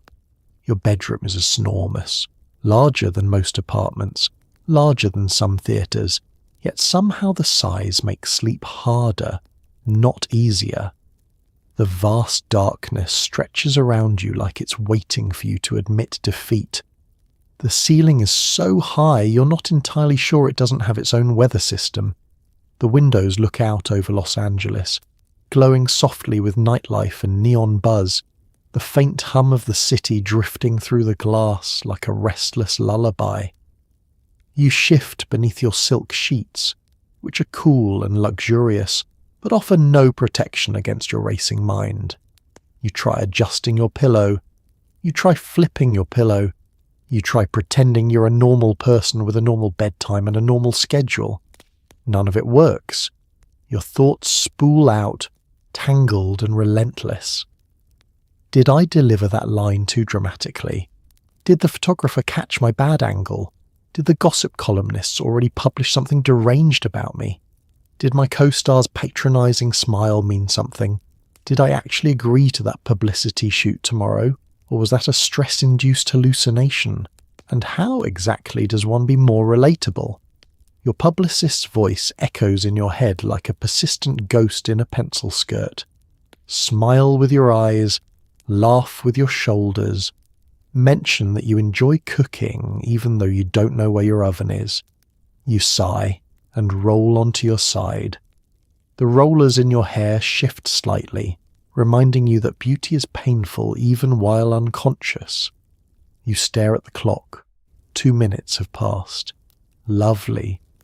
Only several hours left before morning demands that you be well rested, glowing, charming, and possibly thinner. Outside, a siren wails faintly in the distance, LA's unofficial bedtime story. A car passes slowly, a dog barks somewhere. The city is awake and therefore so are you. You try a breathing exercise your agent suggested. Inhale for 4 counts, hold for 4, exhale for, oh no, you forgot the number. You start again. It doesn't help. It mostly feels like you're practicing for a dramatic fainting scene. You close your eyes anyway, hoping sheer stubbornness will force your brain into submission. It does not. Instead, your mind drifts to tomorrow's call time. You picture the soundstage, the bright lights, the director calling you sweetheart because he still can't remember your name, the makeup team descending with brushes shaped like tiny weapons. You imagine your co-star offering backhanded compliments with the subtlety of a marble statue. You mentally calculate how many meals you'll be allowed. You rehearse the smile you'll need for the gala. Your anxiety takes all of this information, stacks it neatly and whispers, let's think about this for 6 uninterrupted hours. You flip onto your back. The chandelier above you glitters faintly, a constellation of sharp little reminders that even in the dark, Hollywood expects you to sparkle. You try counting sheep. The sheep all look like your agent and start offering career advice. You abandon the exercise immediately. You try imagining a peaceful place, a meadow, perhaps, a quiet beach, a cozy cabin far from the spotlight. But every version eventually gets interrupted by a paparazzi flashbulb or a producer asking if you've considered a grittier look. You groan softly into your pillow. Insomnia, at this point, feels less like a condition and more like a co-worker, an overfamiliar one who shows up uninvited, overstays their welcome, and critiques your career choices. You two share the same long nights, the same spiraling thoughts, the same dread of a morning that arrives whether you're ready or not. Still, as the hours drag by, something unexpected happens. Your mind begins to tire of its own worry loops. The thoughts slow. The tension softens. The mansion's silence shifts from overwhelming to oddly comforting. The sheets feel warmer, the pillows softer, the darkness less like a void and more like a cocoon. Your eyes finally grow heavy, your breath steadies. Insomnia doesn't leave, of course. It simply sits beside you, arms crossed, waiting for tomorrow. But it loosens its grip just enough for you to slip into something resembling sleep, a fragile, precious drift into stillness. You surrender to it. Because in Hollywood, even rest feels like an accomplishment.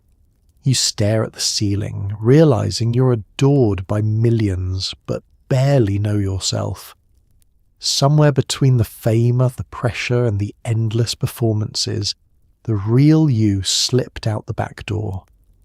The room is dark, quiet, and impossibly large, an echo chamber where your thoughts have all the space in the world to stretch out and get dramatic.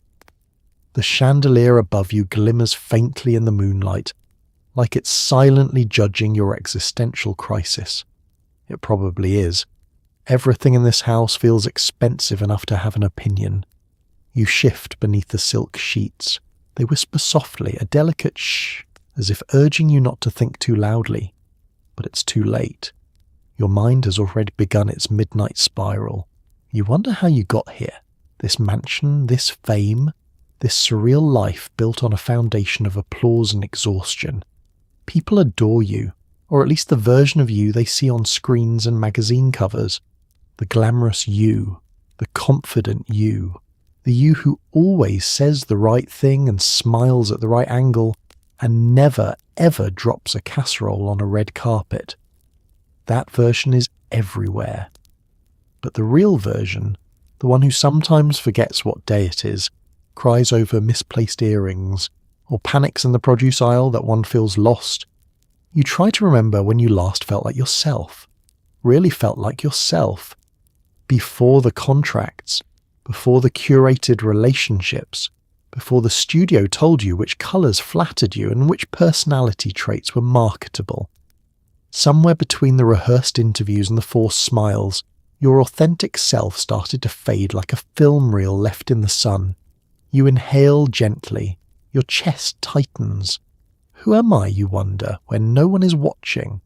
It's a terrifying question in a city where someone is always watching. You think about your childhood dreams, messy, joyful, innocent things about performing simply because you loved the feeling of slipping into another world. You think about how somewhere along the way, performing became your world, swallowing everything else whole. Now you slip into personas the way some people change coats, easily, fluidly, without hesitation. And somewhere deep inside, you're not sure how to slip back out. Your publicist always says, protect your image. But sometimes you wish you knew how to protect the person behind it. A breeze stirs the curtains, brushing cool air across your face. You let your eyes wander the room, the vanity table lined with beauty products, the gold-framed photos staged by photographers, the awards glinting from their display shelf. Symbols of success, each one. Proof that you've made it. Proof that you've built a life people envy. Yet here you are, feeling like an understudy in your own story. You press a hand against your chest, grounding yourself. The steady rhythm of your heartbeat feels like the first real thing you've experienced all day. Something that belongs to you. Something unpolished. Something quietly human. You think about the people who know the real you.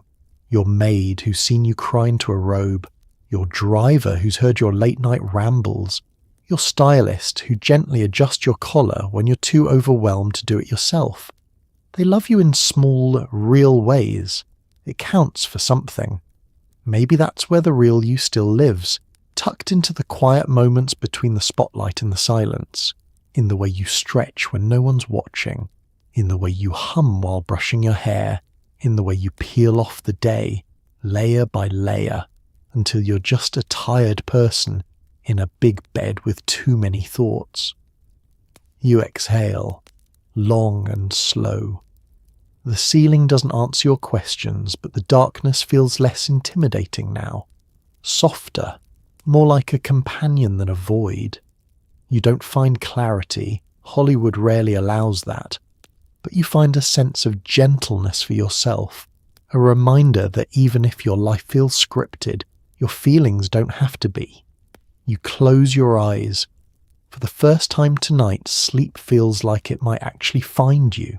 Your trainer arrives at sunrise, chipper in that unsettling way only people who love exercise can be. You're instructed to stretch, lift, and contort yourself into shapes no human spine should reasonably attempt. Every rep is for camera readiness, every bead of sweat for brand marketability. You try to smile through it, pretending your muscles aren't actively filing HR complaints. The morning air is cool, soft and peaceful, right up until your trainer breaks the silence by clapping their hands loudly enough to summon ancient spirits.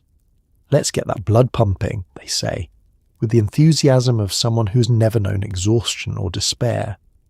You, still half human and half pillow, nod weakly and drag yourself toward the patio where your torture session awaits.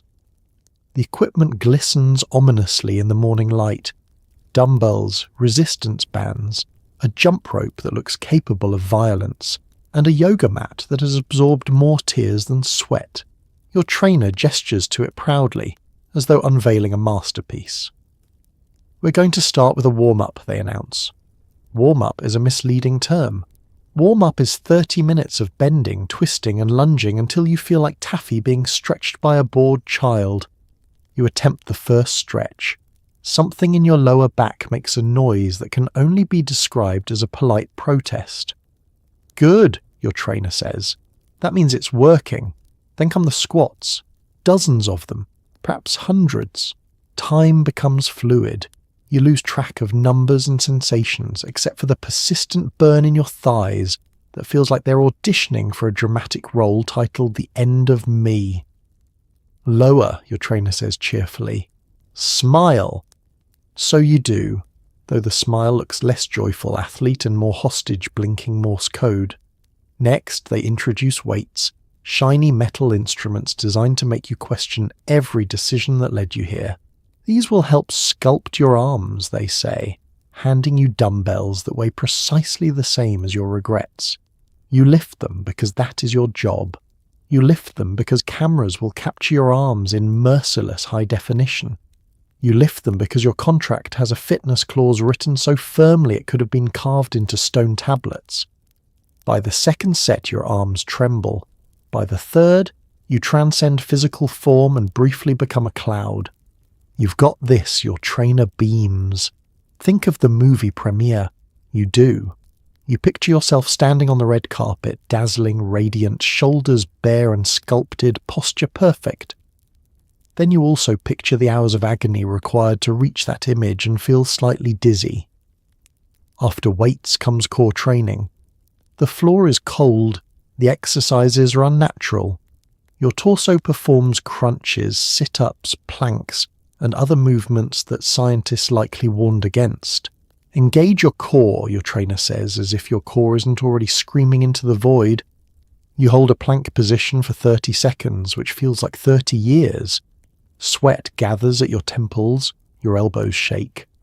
Your soul exits your body to watch from the corner in silent judgment. "You're doing amazing," your trainer chirps. "You are not. You are ascending. Next is cardio. You jog in place. You do jumping jacks. You attempt burpees, a cruel invention of someone who disliked humanity. Your heart pounds, your breath hitches, your hair begins to rebel against yesterday's rollers. The sunrise looks beautiful. You resent it deeply. Finally, mercifully, your trainer announces the cool down. You collapse onto the yoga mat, limbs vibrating, face flushed, lungs negotiating a new contract with the universe. Your trainer gently stretches your arms, your legs, your spine. "Doesn't that feel good?" they ask. "No, none of this feels good," but you nod because the alternative is sobbing. When the session ends, your trainer hands you a green smoothie. This will replenish your nutrients. It tastes like grass, regret, and faint hints of cucumber. You drink it anyway. As your trainer leaves, they call over their shoulder, "Same time tomorrow." You wave weakly, lying on the mat like someone recovering from a minor war. This is the studio-mandated fitness routine. Sweat, sculpt, suffer, sparkle, and tomorrow you'll do it all again. Your assistant appears carrying 3 planners, 2 telephones, and the emotional stability you lack. They remind you of appointments you never agreed to, events you don't want to attend, and interviews where you must appear mysteriously enchanting but well rested. They know your habits, secrets, allergies, exes, and preferred panic snack, and they wield this knowledge with terrifying efficiency. Your assistant is the unsung hero of your Hollywood existence, a human firewall between you and the endless stream of chaos trying to devour you daily. They glide into your living room with the urgency of someone managing 6 crises at once, but with the serene expression of a monk who's accepted that life is suffering and that your schedule is simply the advanced version. "Good morning," they say brightly, though it is barely morning and you are still negotiating with your eyelids to stay open. They set the planners down on the coffee table with a heavy thud, the sound of your free will evaporating. "Let's review your day," they announce, already flipping pages. You nod, helpless. They begin with your appointments: a rehearsal at 10, a costume fitting at 12, a publicity meeting at 1, lunch with a director at 2, optional, but they say the word in a tone that means mandatory, a photo call at 4, a charity gala at 7, and somehow, inexplicably, rest penciled in for exactly 13 minutes between appointments. You blink. I don't remember agreeing to any of that. Your assistant smiles gently, the way one might smile at a child insisting the moon is made of cheese. Of course not, but you will. They move on to reminders. You can't wear blue today. It clashes with your co-star's outfit and causes tension on camera. You must avoid that one reporter. He's trying to get you to confess you don't like lavender. And your agent says, please stop mentioning bread in interviews. It sends the wrong message. You stare at them. They stare back with the calm of someone who has already filed 5 emergency memos on your behalf. There are 2 telephones, one for work, one for special emergencies, though every emergency somehow becomes yours, buzz constantly. They answer each with military precision. Yes, she'll be there. No, she won't say that. She's not heard that rumour and will not be commenting. She absolutely did not faint at last month's premiere. That was a lighting issue. Of course she's excited about the project. She told me personally. You did not tell them personally. But honestly, they probably know your feelings before you do. Your assistant also keeps track of your life's finer details, the ones you no longer have the mental bandwidth to remember. They know the exact brand of vitamins that won't make you nauseous, the precise temperature your coffee must be, the angle your hair should hit your shoulders for optimal magazine coverage, and which exes can safely be mentioned in public without igniting a scandal. They are also your emotional barometer. If you sigh, they hand you water. If you frown, they reorganize your workload. If you stare blankly into space, they ask softly, is this anxiety, exhaustion, or an existential crisis? You answer, yes. Your assistant nods. They understand. And then there's the panic snack.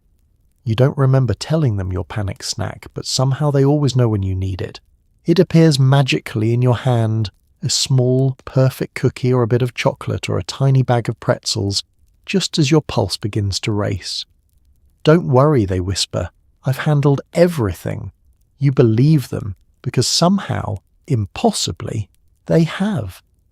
By noon, your assistant has solved 12 logistical disasters, blocked 3 journalists, negotiated a schedule change, located your missing earring, prevented 2 emotional breakdowns, one yours, one your co-star's, and discovered that the studio accidentally double-booked you with a radio appearance you didn't know existed. You watch them work, moving through your world with such ease and competence that you feel both awe and deep concern for their stress levels. As evening approaches, they walk you to your car, smoothing your outfit, checking your lipstick, handing you notes for your next appearance.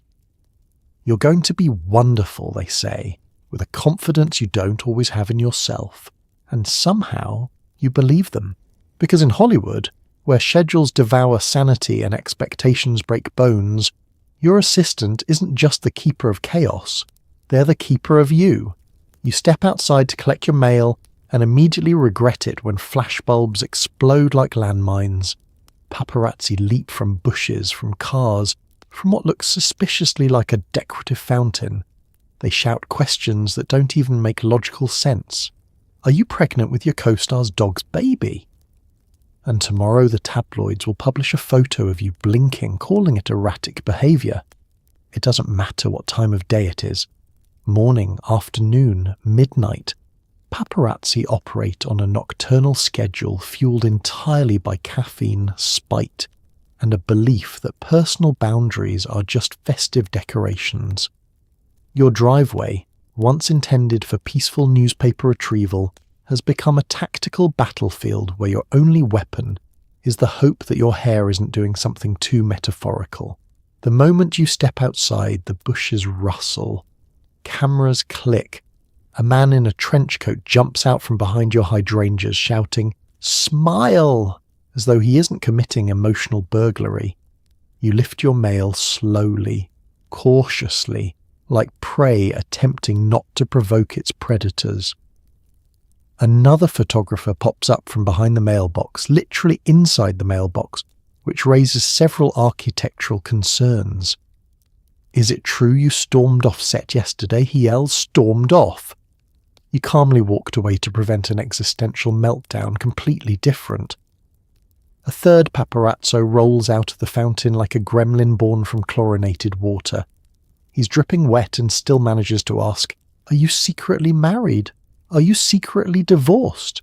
Are you secretly anything?" You stand there, slightly stunned, clutching your electric bill and a coupon booklet, wondering if any of these men have ever spoken to a human person in a normal context. You attempt a polite wave. Your publicist has trained you in the art of the non-committal friendly gesture, but even this backfires. One photographer shouts, "She confirms it." Another yells, "She denies everything."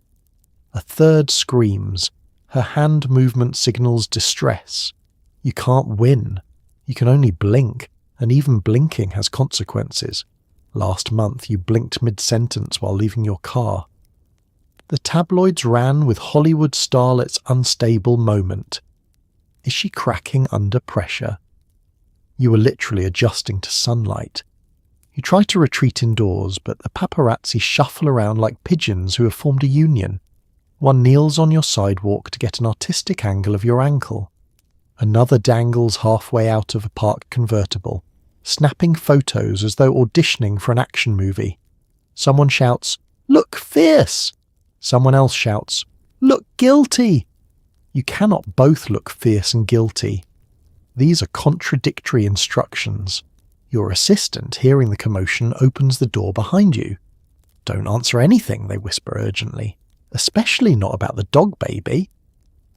A camera flashes directly at your ear. "Are you dating your co-star?" one man yells. "No comment," you reply. "No comment confirms it." He howls, scribbling furiously into a notebook. You take a delicate step backward. Your heel brushes a shrub. A photographer screams as though witnessing a felony. "She kicked a plant! She's dangerous!" The moment you cross the threshold into your house, the chorus of questions erupts again. Are you quitting acting? Are you having a breakdown? Are you upset you didn't win the award you weren't even nominated for? Are you moving to France? And if so, why do you hate America?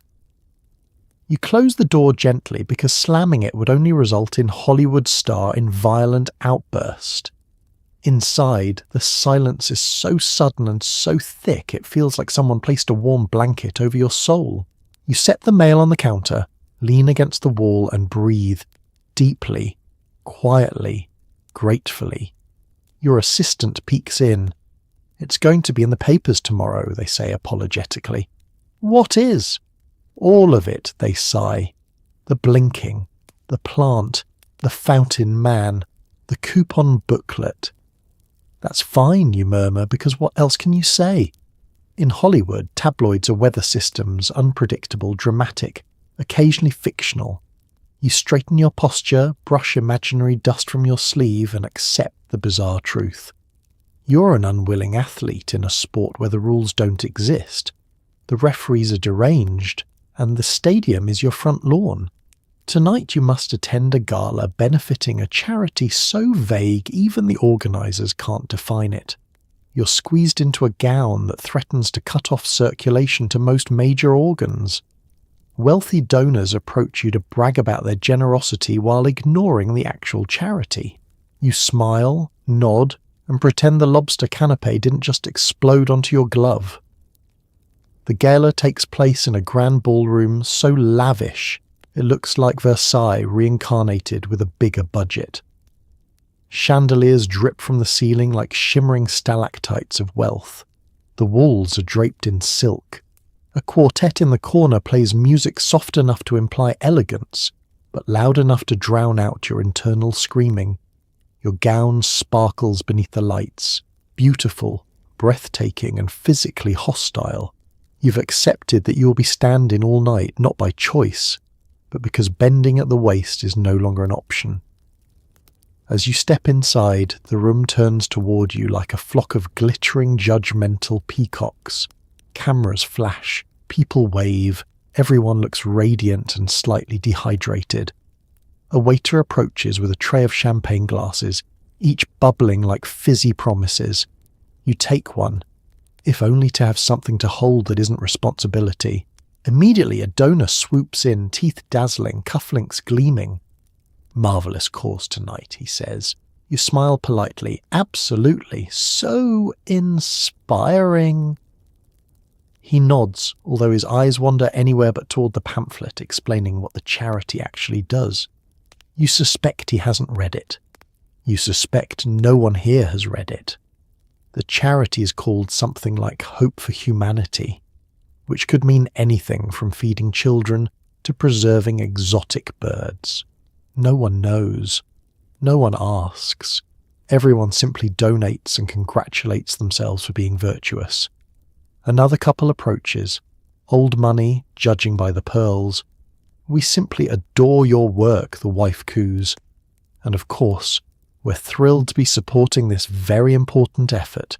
She trails off, clearly unable to recall what the effort is. You nod kindly, silently praying you won't have to explain it. You also have no idea. You drift toward a buffet table, though buffet is a generous term.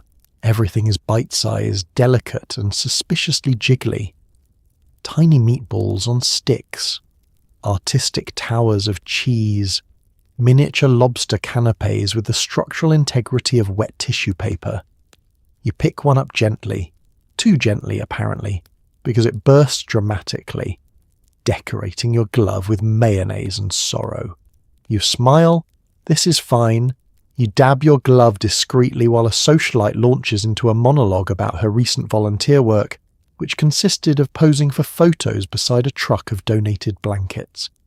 "It's so rewarding to give back," she sighs, as a waiter refreshes her champagne for the third time.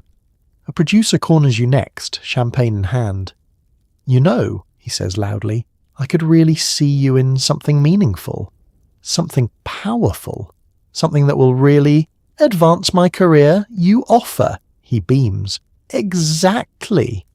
Two donors begin arguing near the silent auction table. Not about the charity, of course, but about which of them purchased a bigger ad in the brochure. Their raised voices echo off the ballroom walls, blending with the music and the strained laughter of people pretending to enjoy themselves. You wade through the crowd of glitter and ego, offering smiles that feel increasingly theoretical. You sign autographs. You pose for photos. You stand beside a cardboard display describing the charity's mission, reading it for the first time as someone snaps a picture. So that's what they do, you think. Interesting. A journalist glides over. What does tonight's cause mean to you personally? You smile serenely, stalling long enough to recall one sentence from the pamphlet. "It's about hope," you say vaguely, "and community. And of course, giving back. Perfect. Utterly meaningless. She loves it."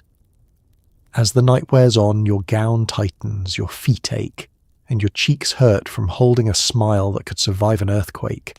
The ballroom buzzes with donors congratulating themselves, clinking glasses and raising money none of them will remember pledging. Finally, mercifully, your driver signals from the doorway. You make your graceful exit, floating, shimmering, internally collapsing. The applause, the cameras, the clinking glasses fade behind you.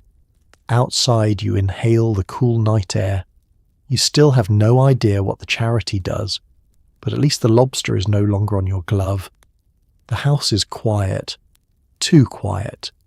The parties are over, the staff has gone home, and your phone sits silent on the vanity. You wander from room to room, unsure what you're looking for. A friend, a purpose. Maybe just someone who isn't paid to listen to you. The silence feels heavy, like velvet soaked in rain, and for a moment you wonder whether fame is just loneliness wrapped in gold leaf. The stillness of your mansion has a presence of its own at this hour, an invisible companion with impeccable posture and absolutely nothing to say. It trails you softly as you move through the shadowy hallways, your footsteps echoing across marble floors that seem too vast for a single person to justify. You pause in the living room, where the remnants of tonight's glamour rest quietly beneath crystal-light fixtures. The faint scent of perfume still lingers in the air, clinging to the furniture the way applause clings to a performer long after the curtain falls. You sink into your velvet sofa, one of those outrageously expensive pieces you bought because a decorator said you needed it. But instead of comfort, it only reminds you how empty the room feels when laughter isn't bouncing off its walls. Your phone remains stubbornly silent. Not even your agent is awake at this hour, which is saying something, considering they usually communicate like a vampire who feeds on stress. You glance at the handset, waiting for it to glow, vibrate. Something. Proof that someone out there is thinking of you not as a product, but as a person. Nothing. You rise again, drawn down another hallway. Your heels are off now, dangling from your fingers as you pad barefoot across polished floors so reflective they capture the faint shimmer of the chandelier overhead. Each room you pass looks perfect, cinematic, magazine-worthy, and utterly lifeless. You realize that rooms designed to impress rarely succeed at comforting. In the mirror above the console table you catch your reflection. The makeup is gone, the gown replaced with soft pajamas, the glamour peeled back until only the real tired you remains. You look human again, frighteningly so. A version of yourself no camera ever sees, a version even you rarely take time to acknowledge. You touch the mirror lightly. The glass is cool, grounding. "Who am I like this?" you whisper internally, without the lights, without the applause, without the perfect smile stitched onto your face. You drift into the kitchen next, though you're not hungry. You open the refrigerator out of habit, stare blankly at its pristine, over-organized interior, then close it again. You lean against the counter and let your gaze soften. The hum of the appliances is the only sound in the world right now. You return to the hallway and make your way up the staircase, your hand gliding along the banister. Each step feels deliberate, slow, a gentle surrender to the weight in your chest. You reach the landing, pause, and listen again to the silence pressing gently around you. It feels like a question. You walk into your bedroom, dimly lit by the moon slipping through half-closed curtains. You sit on the edge of your bed and pull your knees close, suddenly aware of how small you feel in such a large, immaculate space. The loneliness here is exquisite, elegant, choreographed, wrapped in luxury but unmistakably hollow.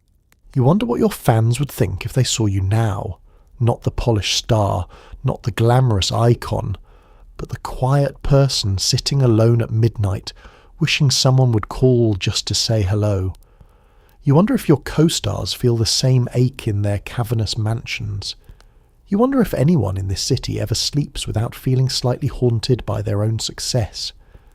You lie back slowly, staring at the ceiling. The shadows play gently across the room, as if trying to soothe you. Maybe loneliness isn't a flaw, you think. Maybe it's just a reminder, soft, persistent, that no amount of fame can replace connection. You close your eyes. Tomorrow, the lights will return. The cameras, the noise, the people who need you to be on. But tonight, in this quiet, you let yourself simply exist, tender, tired, honest. And for a moment, the loneliness feels less like an enemy and more like a companion whispering, "You're still here. You're still you." And that matters. So tonight, as you settle deeper into your blankets, The soft kind, not the scratchy wool studio issue ones celebrities used to pretend were luxury. Let's take a breath and look back at the glittering chaos you just survived in 1950s Hollywood. You woke up in a mansion with more rooms than emotional stability. You endured diets made of grapefruit and sorrow, studio contracts that owned everything except your dental records, and social circles built entirely on compliments that felt like threats. You smiled through rehearsals, through gossip, through the endless clicking of paparazzi flashbulbs, and somehow, through all of it, you made it to the end of the day with your sanity mostly intact. For all its glamour, you saw how much of that gilded world was held together with hairspray, caffeine, and pure desperate performance. The wealthiest people in Hollywood still worried, still compared themselves, still lay awake at night wondering if they were enough, or if any of this life was ever really theirs. Beneath the diamonds and mink coats were human beings doing what people have always done throughout history, trying to hold themselves together long enough to see morning. And for all the absurdity, there's something strangely beautiful in that. These stars, these icons we picture as untouchable, were just people navigating a world that expected perfection on command. It took resilience to stand under those lights, determination to keep smiling when the tabloids circled overhead, and a certain kind of stubborn hope to believe that all that pressure might someday be worth it. So as you drift towards sleep in your warm, quiet room, maybe take a moment to appreciate the comforts you have that they didn't. No studio executive is calling you at midnight. No gossip columnist is critiquing your breakfast choices. And if you want a second helping of dessert, nobody's going to call your manager. You get to rest without performing. You get to be human without an audience. Tonight, whisper a soft thank you to every exhausted soul who came before us. The ones who learned the hard way that glamour doesn't guarantee peace, that wealth can't buy rest, and that even the brightest star needs darkness to recharge. Because history may be glittery in hindsight, but living it was messy, chaotic, and wonderfully human. And now, as your eyes grow heavy and your breathing softens, let that reminder carry you gently towards sleep, that you are here, safe, comfortable, and allowed to rest in a way so many before you never could. Good night, and may your dreams be gentler than Hollywood's reality ever was.